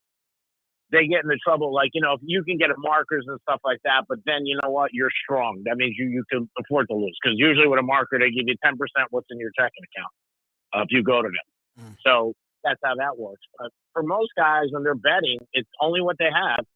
And, sports betting is great. It's getting bigger and bigger, obviously, in our country. I think 10 years from now, it'll be all over the place. We didn't get it in Florida, unfortunately. But I think most guys don't realize what they're doing. And they don't even realize that they're betting. Like, when people bet during the games, even some of my friends, when they send me, they'll text me their sheets and I'll circle stuff. I'm like, you realize you bet against yourself like 8 or 9 times during the game. Because if the Giants are playing the Eagles and I bet Philadelphia on anything, I'm betting against myself. Yes. Whether it's the score, whether it's a throw a pass. I mean, you could say, no, you're not, because you go back and forth and you say, well, at least you won money. But that's when you can lose double. Yep. You can lose on that and the other way. You're getting greedy. So you're getting greedy. You're like, okay, they can course. lose this play, but win the game. It's like, but what if losing that play loses the game? like you're betting against yourself. That's my point. And I tell people that all the time, and they don't realize that because they get caught up in the moment. Like I said, sports betting is getting bigger and bigger. The only chance baseball has in our country within the next 5 to 7 years is if the young generation adapts to sports betting on baseball. Yep. If not, baseball is going to have more and more problems. And that's what they're hoping for. I mean, you can bet on golf. I mean, yesterday Nadal's playing. He wins his 14th French Open. I mean, tennis. And over in Europe, different parts of the betting's different. Soccer is the biggest thing, obviously. And tennis is big. But, us, it's the biggest thing is football. Yep. I mean, that's why the NFL is, 365 days a year. And we want as much information as we can get. Because, we want it, and it's all tied to gambling. And for years, NFL made gambling was the guy who was married and had another kid, on the side. Nobody talked about it. But gambling was one of the biggest things that fueled the NFL. Then the NFL finally said, okay, we're going to change, and we're going to adapt this, and we're going to make billions of dollars with sponsors and DraftKings and FanDuel, and that's it. I mean, and that's what happens. And then, whatever it was 20 years ago, when they started getting into fantasy football, I mean, that was another, it's like the Kardashians having another girl. I mean, it was another bankroll for them. So, how I feel about it. Gambling controls sports in so many aspects. People would not even watch or care. It'd be your fans. Yeah, obviously, your fans would care. But for the most part, it's the gamblers who fuel it and keep those TV ratings so high, which generates, obviously, the revenue and which gets the commercials up and, the billions and billions of dollars that they make, which I mean, that's what it's all about. and people don't realize it. But when the NBA, I mean, I would have took the Warriors for the series. Individual games, like I said, you know, if you want to bet them, you can. But like I said, if you bet the Warriors first 2 games, you know, you're going to be down money. Or you don't have an opinion on the series and you just say, okay, I have a feeling tonight, you know what, Boston's going to win or the Warriors are going to win. You know, something like that. You can do that too individually. You know, prop bets are so big. There was no prop bet 15 years ago. Huge. I mean, you know, you could bet Curry over, you know, how many 3-pointers will they hit? You know, and I got guys who just bet prop bets every night. They don't bet the game. You know, will Judge hit a home run? I mean, you know, stuff like that. And people, they love that. Because, you know, you get good odds on prop bets a lot of times. But people do that all the time. Well, but, you know, and something you taught me. It's why I call Game Not Winning last night. And this is like, you talk about heartbreaking. So the over under from what I saw this morning was 30 for Jason Tatum. He had 28 at the end of the third, 28 with a whole quarter left, but they were down 23. Warriors went on a 6-point spurt to start the fourth. Tatum didn't play 1 minute. And even though he had 28 to start the fourth, he ended up with 28. And if you had over 30, you lost. Oh, you're screwed. Yep. Yeah, I mean, there's a million stories like that. I had the Dolphins one time, huge. But when I say huge, you know what that means. Yes, yes. And I had over 20 and a half for them to score. They wwere winning halftime 20-0. Oh, they lost the game 27-20. No. So, I mean, there's a million stories like that. Oh, my God. I mean, you know, the Boulevard of Broken Dreams. Go into a sports book in Vegas, and you'll hear every guy say, yeah, they got screwed. Part of betting is bitching. Yeah, I was going to say, Don't I don't forget need that. to have to be Vegas. Yeah, you've been it. I mean, Defo said it best when I first met him. Because when a gambler dies, the last thing he sees is the amount of money he lost, and he opens his mouth. Yep. And you're like, oh, my God. I mean, not betting for me now. I mean, I'm still involved, and I pick games, and I help people, and I do what I got to do. And who knows where the future holds. But you see it in a different light. You know, you also see people, you know, get very, you know, emotional in it. You know, I mean, again, years ago, you bet on the game. That was it. Now you can bet quarters. You bet half times. You bet the players. You bet everything. I mean, you know, it's like the lottery years ago. The lottery was only to pick 3. Now there's pick 3, pick 4, pick 5, pick 6, scratchers. I mean, you know, the more chances you bet, the more chances you're going to lose. I mean, that's the whole thing. Like I always tell people, like if you want to win in sports betting, money management's the first thing. Second thing is to, you know, obviously bet the same amount. And the third thing is you can't bet 7 nights a week. Yep. Because you're not going to win. And when you bet like that, there are nights you're going to lose. I mean, even if you have a good week, you know, you got to figure, you know, the best handicappers go 65%, Yep. 63%. And that's high. That's high. 30%. And that doesn't make sense. Yeah.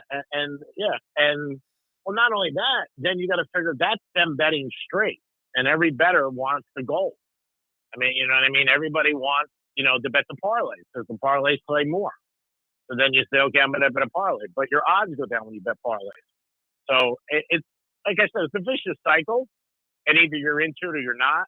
I think when you're young and you start betting, you will bet throughout your whole life, especially if you're a friend. Like all my friends were bettors. And that was no accident. Just like if somebody hangs out with somebody who drinks. Yeah. You know what? You're all going to drink or parties, whatever the hell you do. You know, birds of a feather, I do believe it, you know, hang together. Because if you don't, people who look at you when they hear what you're, especially my crew and me, they would hear like what we bet. They thought there was something wrong with us. And they were right. There was something wrong with us. I mean, there's no doubt about it. There's definitely something missing upstairs when you're betting serious money. But in the long run, very few sports bettors win. And if you talk to a gambler who's real, if they're real, they'll tell you the truth and they don't lie. But most guys go, oh, I'm about even. Anytime a guy says I'm about even, it's the same thing as a girl saying I never did this before. The same path. I've never done this before, and I'm about even. Those are two lines that I've heard a million times in my life, and both times I know what they mean. You can hear this gentleman each somebody and who's every good day writer- from 11 to 3 on the Penthouse. He is the host of the Penthouse 92.1 FM. It was always our dream to get on FM. This gentleman's been FM, I think, most of his career. 92.1 FM WZBZ the Penthouse, the host of the Penthouse. Also, back to doing his the Greek Zone in some form. The Gambler, formerly 1230 WZBZT, where we used to be. Simulcast each and every day. Check him out 3 to 5. They are doing his own thing. Before we let you go, Greek, did want to touch on some other things in the sports world. You always ask me about the Dolphins, so I'll flip it on you, because I know for a while there you were doing Dolphin over-unders every single year. Where are you this year? Because the line was, 8.5 or something, and they won 9 last year, and they made all these moves. So Defo and I think they're going to go over. But when we talk to people, they're hedging. They're not really sure. Where do you think the Dolphins over-under this year? I think the over-under is 9.5. I don't think it's 8. Oh, you see 9? Oh, geez, okay. Because Defo was saying like 8.5, 9. Okay. Yeah, that's what I've seen. I mean, I'm going to say the same thing everybody says.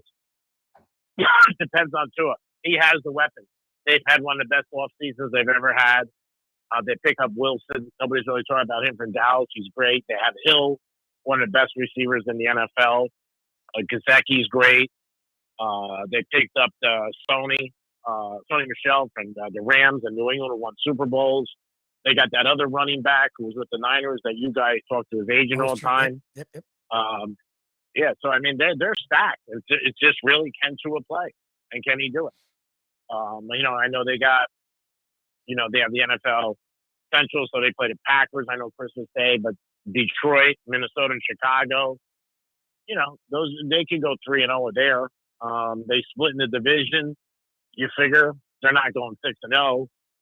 I don't know. There's maybe 6 wins right there. I don't know. It's going to be tough. And again, when you're betting over-unders for the season, it's hard because the whole thing is injuries. If they stay healthy, then they got a good shot. You're playing 17 games. I saw 9.5, but maybe I'm wrong. But it's on top of my head. So can they win 10? Yeah, I think if everything goes their way, they can win 10. But again, who knows how Tua's going to be? I mean, nobody knows. That's the question. But he's got to have a lot of weapons. I mean, that's the whole thing. And Hill is one of the best. I think the Chiefs and Packers take a step back because I think the Packers lost Adams, and he got like 65% of the passes. I mean, that's a ton. And the same thing with, Hill with the Chiefs. I mean, Mahomes would run around, throw him an 8-yard pass, and it'd be 37 yards. And we hope that can happen for us. I think the Dolphins, I think they can win 10 games. I do. Okay, so I just looked it up now just to be safe because Defo's been saying 8 and a hook, and that's why we were like, I should be able to get 9 again. I know the AFC got tougher, I get it, but they also got way better. I just saw 8.5. Vegas Insiders, and now that's not everyone, but they said at 8.5. So let's say it's 8.5. If it's 8.5, you think they can win 10, so you'd go over if you were doing the Dolphins over and under. You would go over. Yeah, I would definitely do. I would go over if it was 8.5. And then the thing with over-unders, I mean, if you start, if you really, in December, you start seeing that there's no way, then you can just bet the other way. You can try to bet the other way, but I just think that, I think they could do it based on the team they have. They have a good defense. They have very good cornerbacks. Like I said, in the division, I don't think they're going to sweep anybody, but I think they can go 3-3. That means maybe a sweep, maybe they lose to Buffalo twice. Maybe they split, maybe they beat the Jets twice, maybe they split with New England, And then those other 4 games, I think that right there, I think they could win 3 out of 4 in that division. So there's 6 wins right there, at a possible 10 games. That's the way I look at it, 6 out of 10. And then you got 7 more games. Can they win 4? It's really, you got to watch who they play and what it do. And when you're betting over-unders, there's so much you got to look at. People don't look at. They just bet blindly. Like, you have to look who they play in December. And I know in January, the Dolphins finish up with New England and the Jets. There are always division games at the end, but you got to check who they end up with because, the NFL is 4 quarters, obviously. September, October, November, December. But when you're betting, those are things you got to look at. And strength of schedule. That's what I always look up. Look up somebody's schedule, the strength of it. And, if it's not there's so many other teams that you can bet on that I think are better money-wise. And remember, when you bet on under-overs, you got to pay a vig. So the Dolphins over is probably going to be higher than the Dolphins under. So say you want to win 1,000, you might have to put up 1,300 to win 1,000. Where, you know, if you bet the under, it would probably be 1,000 for 1,000. So whichever the public goes, you pay the vig on that higher number. So it's just something to remember. But if you're asking me today, what would I do? I bet the over. School's always in session when this gentleman is with us, and each and every day, check him out Monday through Friday, 11 to 3, 92.1 WZZR FM, the Penthouse, and also the Greek. Is it the Greek Zone? What do we call? What is your 3 to 5 show called? The Penthouse is on 10 to 2. 10 to 2. 10 to 2. Sorry. 10 to 2, and it's the Greek Zone on 12:30 The Gambler. Okay, it is the Greek Zone, of course. The Greek Zone, 12:30 The Gambler, 3 to 5. So appreciate you having me there. Appreciate you joining me here, Greek Man. And we will talk to you very, very soon. I hope. Great one. All right, pal. Have a great day. Thank you very much, brother. Say hi to Defo. I'll say hi to Defo. We'll have you back on next week. Let me know if you got a tattoo. Let me know if you got a tattoo of Caesar. We love you. You're the best. Thanks, Greek Man. Have a great day, brother. That is the one and only Greek. So it's 10 to 2. Sorry. On his Twitter, it said 11 to 3, but it used to be 11 to 3, but now he's doing double duty because that man works as hard or more than anyone in the business. He hosts a show from 10 to 2 that's on the FM dial, and a big deal for decades now in West Palm Beach. And then on where we used to be simulcasted on 12:30, it used to be 12:30 The Zone. Now it's 12:30 The Gambler. Perfect combination there. He does the Greek Zone from 3 to 5 on 12:30 The Gambler. That's on AM West Palm Beach. They also on the iHeartRadio app, so check him out. Appreciate you joining me. I've been on with him the last couple of weeks, so felt, you know, if I'm giving my time to him, I would love his time here on the Defo Show. No Defo, just Lubie. Defo will be back tomorrow. I don't know if he got any tattoos, but I know there were no arrests. I don't think he did any gambling. I think he had a great time, and I think he's also happy to be back. So he is stateside, and we will have him back tomorrow. We will have Brett Tesler tomorrow as well. Of course, we'll be kicking out Old School with Tony Serrano Wednesday. Thank you to Texas Roadhouse and Catholic Health Services. Come on next, more of me. The NBA Finals is now 1-1. Warriors took out the Celtics last night, 107-88. Celtics took out the Warriors 120-108. Game 1. The Celtics got their split. The Warriors bounced back and at least have a split. And the series moves to Boston Wednesday night, 9 o'clock. Get game 3 on Rafa Nadal, when his, 22nd Grand Slam, his 14th French Open. Coco Gauff, the South Florida woman, made good, fell short in the finals. Look, Swiatek has now won, 36 matches in a row or something. So it's no slouch to lose to Swiatek, but the fact that Gauff at 18 has now made her name heard in these Grand Slam events. Looking forward to a great career from her, South Florida zone. So we'll talk a little bit more about that coming back. Quinn Snyder out the Rays, using religion in a weird place when there's no place in religion that talks about rainbow stickers. So maybe we'll touch on that. Miami Heat, a little bit, the murmurs. What are the Heat going to do? Are the Heat going to improve? How? Well, not or will. They will. How will they improve? Touch on that as well. This is the Defo Show. No Defo, just Lubie. Be back right after this. Poker is your game. You're covered in style. And you can play all your favorite Vegas-style games, including blackjack, craps, and roulette, in Hialeah Park's sizzling hot casino. Get a player's card when you walk through the door for all kinds of generous amenities, including our favorite, free play, when you come out to the ultimate casino and entertainment destination, Hialeah Park. These days, we're all looking for comfort anywhere we can find it. Thank goodness for Landlubbers Raw Bar and Grill in the Plantation location, because they are making sure you are as comfortable as possible. You're going to have the best wings in the world.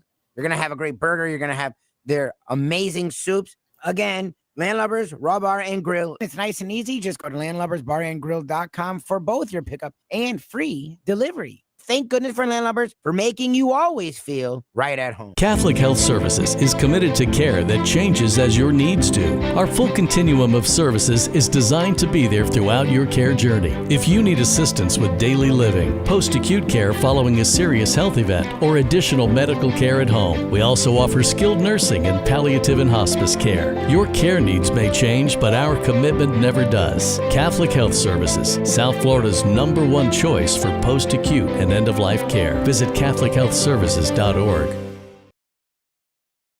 To be or not to be, that is the question. Whether 'tis nobler in the mind to suffer the slings and arrows of outrageous fortune, or to take arms against a sea of troubles, and by opposing end them, to die, to sleep, no more, and by a sleep to say we end the heartache and 1,000 natural shocks. What could that have been about except Gambling. to hedge or not to hedge? The modern day odd couple, Defo and Lubie, are on now. It is, of course, the Defo Show. Welcome back to the Defo Show. No Defo, just Lubie. One more day. Actually, 20 more minutes. 20 more minutes. So then you'll get Defo back. And it is a very different show with Defo than it is with me. And I've learned one thing I've learned from, I pay homage to a lot of people that I consider mentors, because I learned early in life there's nothing wrong. Look, a smart man learns from their own mistakes. A wise man, a wise person learns from others' mistakes. And not to say mistakes exactly, but I've always been a big fan of learning from those around me that have experience. You know, like, yes, you do have to learn yourself, and that's something I'm getting better at, just diving into things. But I've always been a big fan of learning from those around me. So I consider myself to have a few mentors, you know, Defo, Greek, Segredo, my buddy Mac, who was on Y100 for years, 93.9 for a long time. He's about my age, but he's been in the game a lot longer than I was. He started in like high school, was knocking on doors, and I didn't even know I wanted to do radio until I was almost out of college. So these people that have had a lot of success, done it in different ways, but, you know, have very similar threads to their career. So I've followed them, I've listened to them, and they've all, you know, been very honest with me, and I've appreciated what I've learned from them. But something I've learned from at least Defo, if not all of them, is be who you are. Because so many times it's really funny when you meet people who have like a persona on air, and then you meet them in person, and you're like, that guy's fucking weird. You know, like, that guy's not like that. The people I have been around, that's not the case. When you meet Defo in person, and to this day, whenever people meet Defo, they're like, does he know he's not on air? Yeah. Like, that's Defo. Like, he's always cracking jokes. He's always having a good time. Greek, same thing. When you're hanging out with Greek, he's telling stories. He's messing around. My buddy Mac, very similar. I know he's an FM guy, so, you know, it's different. He doesn't get to talk as much, but he's a fun guy in person as he's on air. Like, Segredo, great dude on air. Like, I haven't really known the people that go on and do a persona and then off air, like, in the corner quiet. You know, we don't always want to do a show off air, but we are who we are. And that's one thing I learned from Defo, especially early on, where, like, don't be boring. You don't have to sit here and break down the games. You don't do the stats. You know, like, that's something I had to get away from because that's hardcore old school sports talk, and that's boring, to be brutally honest. So we've never done that, but I'm also not him either. Like, when he says, oh, Lubie wants me to be run over by a bus. No, I don't. Yeah, I'd love to do my own thing in my own way, and that's what's cool about this world. And you can do a show every morning and do a podcast, which I've done for years, you know, and sooner than later, my podcast will come back. But, like, I enjoy what we do because I can't do what we do. I've been by myself for 7 days, and it's a different show. You know, like, I still try to have fun in a way. I try to laugh. I try to joke, but I'm not Defo. I never will be Defo. There is no one else like Defo. He is who he is. And I'm not even saying for better or for worse. He just is who he is. He's great. He is funny. He to this day, he'll say shit when I'm, like, doing a tweet, and I just start hysterically laughing because he'll catch me off guard. And I worked with him for 12 years. Like, there's just no one like him. So I totally understand those of you missing him. He hasn't been here this is 7 days. I've counted it. I promise. He will be back tomorrow. I've spoken with him. He's on American soil. He had a great time. I don't think he got any tattoos, but I will ask him just so I can update the Greek. But, you know, he is here, and he will be with you tomorrow. So I'm not rooting for his demise. I know, you know, he talks of retirement, but from what I know, he enjoys what we do. And believe me, I enjoy what we do. So I'm very happy to have him a part of this. And I hope I did my best the last 7 days. I hopefully, you know, you didn't pass out while watching it. I do thank Grant Long for joining me this morning. Former player, played over 15 years in the league, and has been an analyst both with the Thunder and the Pistons since he's left the league pretty much. Been around the league. And he brings an interesting perspective. Like, that's like when you watch the Eastern Conference Finals, Jimmy Butler, the reason I thought the series was over in Game 6 was because of the way Jimmy Butler was playing. Like, Game 4 and 5, the dude was done. Like there's no way he lets he get throttled like they do in game 4 and 5 if he can muster. He played, but he had 7 points in 13. So it's like, okay, the series is over then. Like if Jimmy Butler's playing like this and Jimmy Butler's trying his damnedest, then they have no shot. So that's why I thought game 6 it was done and it was a wrap and they'd get annihilated. Well, Jimmy Butler went and had 45, 9, and 8, played 45 of 48 minutes, and he ended up winning by like 6. Okay, well, what was the difference? Yeah, Wade called him, and Riley spoke to him, and Udonis has him talk to him. And I'm sure, like Grant Long said, look, Jimmy Butler's already got where the mental's there, let alone that stuff helps. And Jimmy Butler gave credit to it, cool. But physically, something happened. Like, now what happened? What did they do? Because in this day and age, this isn't the 70s and 80s where you just told the players what they were going to do, and they just said, I'm going to do what I want, and the coaches don't try to stop them. This isn't that world. The players are in control for the most part, especially the NBA. And player safety with as much money's on the line, as much as you want to win now, if you know a guy still has 6 years left and you're a contender now, you don't want to risk that 6 years for right now. So the team is more cautious with the player is more cautious with his career. So that's why it's not assumed that they just get shot up with something. Because like Grant said something interesting. Like you figure it numbs the pain. No, he says you feel nothing, which is cool because you can go and play. But what other damage are you doing? Now, a lot of times doctors will say you can't damage it more, and that's fine. But Grant's saying, yeah, but that may make you rely on other things that you didn't even know you were relying on, and you could hurt that. So they did something with Jimmy Butler, shot him up with whatever. We don't know. No one's reported it, but he was a different player in game 6 and 7. And the Heat were a different team, and they almost found themselves in the NBA Finals. Right now, we see the Boston Celtics there carrying the card for the Eastern Conference, and they got a win in Golden State. Now, going in, felt it would be a 6. I could see the Warriors winning in 5, but it probably would go 6. The Celtics have enough talent and are good enough defensively that they should get 2 games in this series. And it feels like, look, they got 1 in Golden State. At some point, they should win at home. The Boston Garden's a tough-ass place to play. But last night's game was more of what I expected to see in the sense that I figured there'd be runs, but once the Warriors got on their run, I didn't think the Celtics could match it. Like, you're throwing Derek White, an old Horford, versus Otto Porter Jr., who's a legit dude and younger. Gary Payton II, legit dude and younger. Kevon Looney, a lot better than people realize, younger. Like Jordan Poole, who's a burgeoning star, it feels like, and younger. Like, you're throwing out guys that are really good and younger. Like, Horford's old. Smart's actually decently old at this point.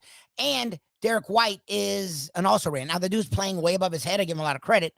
But when you look at the role players of each team, and we look at the stars of each team, the Warriors have not only an advantage, a clear advantage. So to me, at some point in each game, you'd see dogfights, you'd see close games. But I figured, and it's the third quarter, we've seen so far in 2 games now, the Warriors would separate.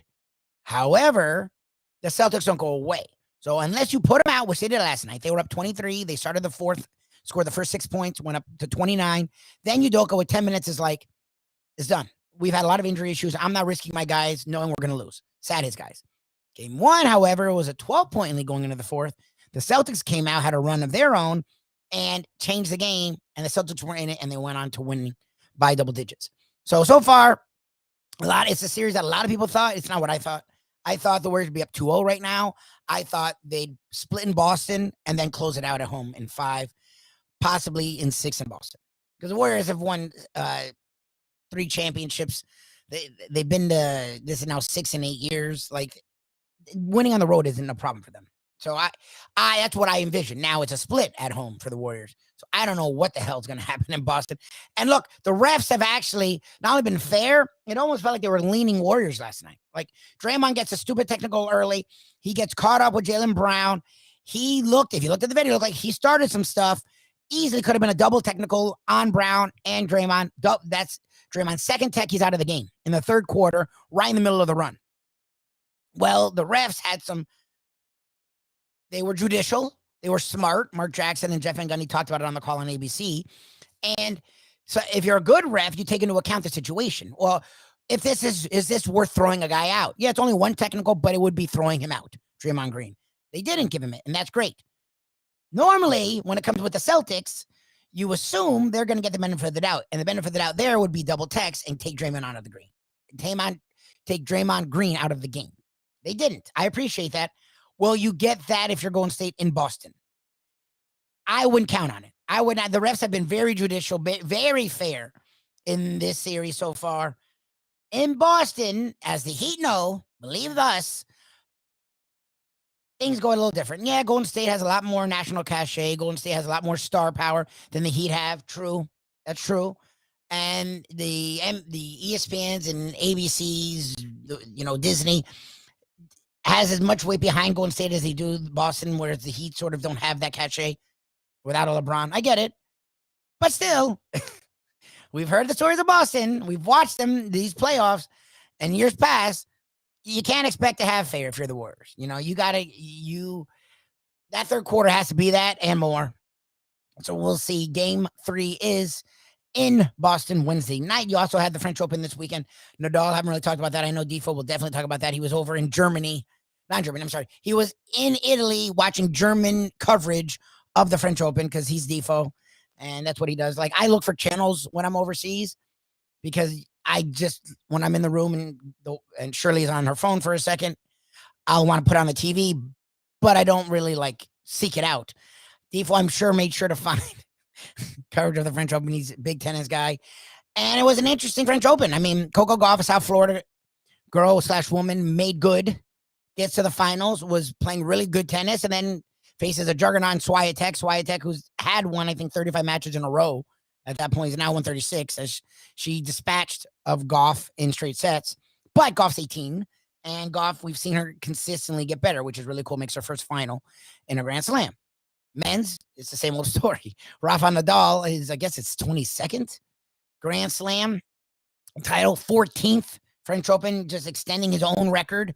And the dude, it's supposed to be done. He was supposed to be done before Federer because the way he plays tennis is very aggressive, very hard, and it wore on his body. Supposed to be done, right? Well, no, he's not. Went right through, and I would think he's going to be in it for the rest of the way. I mean, you would think he's going to be in it for Wimbledon. I think he's going to be in it for the U.S. Open. So we shall see. Tennis, something a lot of Americans don't talk about anymore. We used to, 70s, 80s, 90s, early 2000s. And the American women are decent. American men don't exist in tennis anymore for whatever the hell reason it is. Because down here, there's tennis everywhere, and you have young phenoms all over the place. But for some reason, they don't scratch the surface when it gets to professional tennis. So without having great American men, it's sort of thrown tennis back in the national consciousness. But it was a really cool French Open. You had a legend show that he still has something left in Rafa, and you had someone who's become dominant for the women's game, and someone from not only America, but from South Florida have a really good performance until the finals. So that's the kind of thing that hopefully, can take tennis. It's interesting the Greek brought up baseball because the Greek, you have it without Defo. I'm not a gambler guy. I admit it. And we had a Degenerate Friday and the professor picked some USFL games. But I don't monitor degeneracy. Defo does. And I join in with him. So I felt bad. We haven't done any gambling in over a week. Our listeners, viewers are probably have an itch. So the Greek came on. The Greek, he doesn't gamble himself as much anymore. But he still is very degenerate. He doesn't call it degenerate. He's still very involved in the gambling world, talking to handicappers, handicapping himself, his buddies, because he was good at handicapping, pick his brain on games. So figured, if not have Defo, why not the Greek to really quench your degenerate thirst? The Greek came on, talked a lot about gambling. He talked about this series. It's funny because going into the finals, I had a feeling the Warriors would win in 5. And to me, the Celtics had this murderer's row, played tough teams, and made it there. So most people, and from what I was hearing, most people thought the Celtics had a chance to not only take it 7, but win. So to me, okay, Warriors in 5 would be a nice bet, right? A nice score. No, it was very much similar money to the Warriors in 6 or Warriors in 4. So it was like, okay, if it's damn near even money, or I might have to put up more money to win, like to put up 110 to get 100, then it's like, okay, I think it's not worth it to me. So I didn't do it. But then me and the professor looked at it individually, and it was similar too. It's like, okay, if it's like that, why not just bet individually? Then you get more quick return. And the Greek brought up an interesting point that no one ever brings up, ever. When you talk to handicappers, what do you think about this? What do you think about that? Where are you with this? Where are you with that? Would you bet the series? Would you bet the individual game? Would you bet both? The first thing the Greek said, and it's something that, again, you never hear handicappers or gamblers say, well, it depends on your bankroll. And it does. Obviously, it depends on how much money you have, what you'll bet, how much you'll put on it, how aggressive you'll be, how much action you'll have in there. Will you do every single game? Will you do specific games? Will you do the whole series too? Will you just do the whole series so you get more bang for your buck, where you put one bet down, but you can get up to 7 games of action out of it? These are all things people talk about. They never actually bring up the idea of, well, it depends on how much money you have to give, not to give, because in essence, you're giving the money away. You may win, but it's not called winning. It's called gambling. So the idea is it's risky. It's risky because you have a really good chance of losing. And like the Greek said, if you ever go to a casino, every time you go, it looks nicer. They've added new things. So that means the customer is not winning. The casino is winning, okay?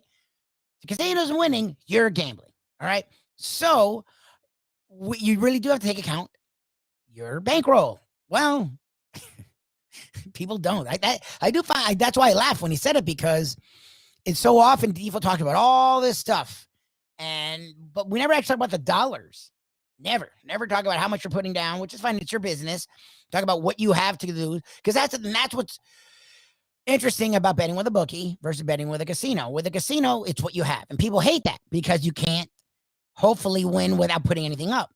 But that's better for you, because when you bet with a bookie, you're just betting on magical dollars that you may not even have in the hopes of winning. That's scary as shit. And that's where the in-game betting scares the living daylights out of me. Because, and it's something else that the Greek brought up. He said, when you're in-game betting, you're not keeping track. When you bet on a game, you know you put in for that game. When you bet on a series, you know you put in that series. When you bet in the game, boom, another bet. Like, you're not paying attention. And especially if you're doubling down, tripling down, or quadrupling down, like, you're chasing money. That's the scariest thing you can do, is chase money, because now you've lost. You're desperate, and as we know, desperation may be the model of invention, but desperation is also the worst thing when it comes to gambling. And just in life, look, if you're a business owner and you're showing desperation, you're not going to get clients. You're going to lose them. Like, someone wants to invest or put money into someone who's confident, someone who's, has an air of belief, not someone who's desperate. Desperation outside of invention, it's a scary, scary thing. And with gambling, and I haven't even gambled that much, but I've only done it a couple times where I put money in a game, assumed we'd win, we'd lost, fuck the next week. I only did it like 3 times just because then I freaked myself out. I'm like, no, I'm done. And I didn't gamble for like 2 or 3 years just because and it's not, the people around me actually have never done it. Defo talks about gambling. He's never gone broke gambling. He doesn't gamble like that. The professor is very smart. Even Greek, he would put up crazy numbers, but you heard how he talked. He was sensible about it in his own way. So I've never been around it, but I just hear the numbers they throw out and the way they talk about it and the look they get in their eyes. And I'm like, oh my God, that's an addiction of some kind. I don't want that. So that's why I've sort of been on the periphery, where I've learned the terminology. I've learned the ideas. I've learned the way people who gamble think and talk. And I've stayed away because it scares the living shit out of me, to be brutally honest. So, but it is a part of sports, and it is as big a part of sports as anything. Like, football became king not because we love football. Football became king because it was a great gambling sport. College football, NFL, whatever you want to, whichever one, big on gambling. Gambling with whether Goodell, Tagliabue, Roselle wanted to cover their eyes and ears, it was as quintessential for the growth of the NFL and college football as anything. Gambling. It was. Now they embrace it. Good for them. We're waiting for our state to embrace it because it happens. It's a big deal down here. So why not make money off of it from a taxation standpoint? But figured I'd have the Greek on, give you your little gambling fix. We haven't talked about enough gambling. We will, starting tomorrow. You'll have Defo Man back. I appreciate everyone who's tuned in this entire time. I've been by myself. I know it's a lot of Lubie. I know it's a lot of this voice. I know it's a lot of rambling. I know it's probably less tangents. It's probably less tangents. With Defo, we'll do 7 tangents in a 30-second span, where even I'm like, where the fuck? So it's probably less tangents, but a lot more rambling, a lot more of this voice, and a lot less funny. There's only so many people who are as funny as Defo when it comes to what we do. So appreciate you for sticking it out with me. Those that did, those that didn't. I get it. I'm not Defo. You will get him tomorrow. You will get me today on the lunchbox. Mike Mayo's lunchbox, 12 to 1. Check it out, 47 WWNN. Also, 95.3, 96.9 FM and WWNN. Talkradio.com. I'll join Mayo from 12 to 1. Defo will join me tomorrow. We don't have the finals again till Wednesday. We did have the Stanley Cup get a little closer as the Rangers were up 2-0. Yesterday, the Lightning made their presence felt and showed their back-to-back champion might, winning yesterday 3-2. Sorry, I just had to get the score. I haven't talked anything about it, and with 3 minutes left, I had to at least say something. 3-2, the Lightning win yesterday. Gutted out a victory, and now it's a 2-1 series still in New York. Game 4 will probably be tomorrow, from what I presume. And then you have the NBA Finals Wednesday, and the Dolphins will probably be where we turn. The Heat are in all these rumors. Do you trade Robinson for Patrick Beverly? Do you package Robinson in Hero and get Donovan Mitchell? Do you get Bradley Beal? Do you get Levine and Mitchell? It's the trade machine has already gone crazy with the Miami Heat, so I'm sure it'll be a very, very, very, very, very active offseason. You can check us out each and every day. We have content on Five Region Sports Network, our South Florida content, so check us out there. Check us out most days on the Believe Network, BLEAV.com, BLEAV.com. Search After Hours. Defo and myself, and each and every day right here. Thank you to Ion Channel. The Defo Show tomorrow with Defo and Lubie. I thank everyone for tuning in this morning. Again, just one more message to the Rays. I don't know anywhere in any Bible that talks about rainbow stickers. So wearing a rainbow sticker, I don't know how it can be against any religion. If you're not open-minded toward homosexual relationships, I still don't understand why you can't wear a sticker. Like, that's all the sticker is because the Rays players, it was most of them wore the sticker, okay? Most of them wore the patch in support of Pride Month. A few didn't, because citing their religion, but then said they're open-minded and don't hate anyone. No, that's hatred. It's not anything else. There's religions based on love and acceptance. Literally, it is, okay? Especially Christianity. Jesus, from what I know, my wife, Catholic, has taught me a lot. True Christians are accepting, okay? They're not citing that, they're not using the Bible for hatred. They're using the Bible for love. So then wear the patch. Whatever your beliefs are, you're allowed to have them, but you know what? Like, we're all here in this world. We all are going through the same stuff. Oh, we all want love and acceptance and pats on the back and understanding. To spew hate is just annoying. And we started here, we'll end here. 8 shootings over the weekend again. It's not the doors. It's not the security. We can have all those things. And mental health is an issue, believe me. It's the guns. Point blank. The same type of weapons used every freaking time. When we had the assault ban in 94, mass shootings went down 70%. We removed it in 2004, mass shootings went up 70%. It's simple. No one's taking your guns. Second Amendment, hooray. But we need universal background checks. We need sensible gun control. And we need to raise the age of 21. You can't have a drink. Why can you buy a freaking assault weapon? Call it whatever you want. We know what's being used in these shootings. And you know what? I don't want to be scared when I go to the store. I don't want to be scared when I go to a house of worship. I don't want to be scared when I go to a movie. And I don't think you do either. So it's pretty simple. It's not political. It's just sensible. Have a great day, everyone. Thank you so much for writing it out with me. You will tomorrow get the Defo Show with Defo and Lubie. Have a great one, and we'll see you tomorrow morning. Let's go to eat a damn snack. Look what they done to my show.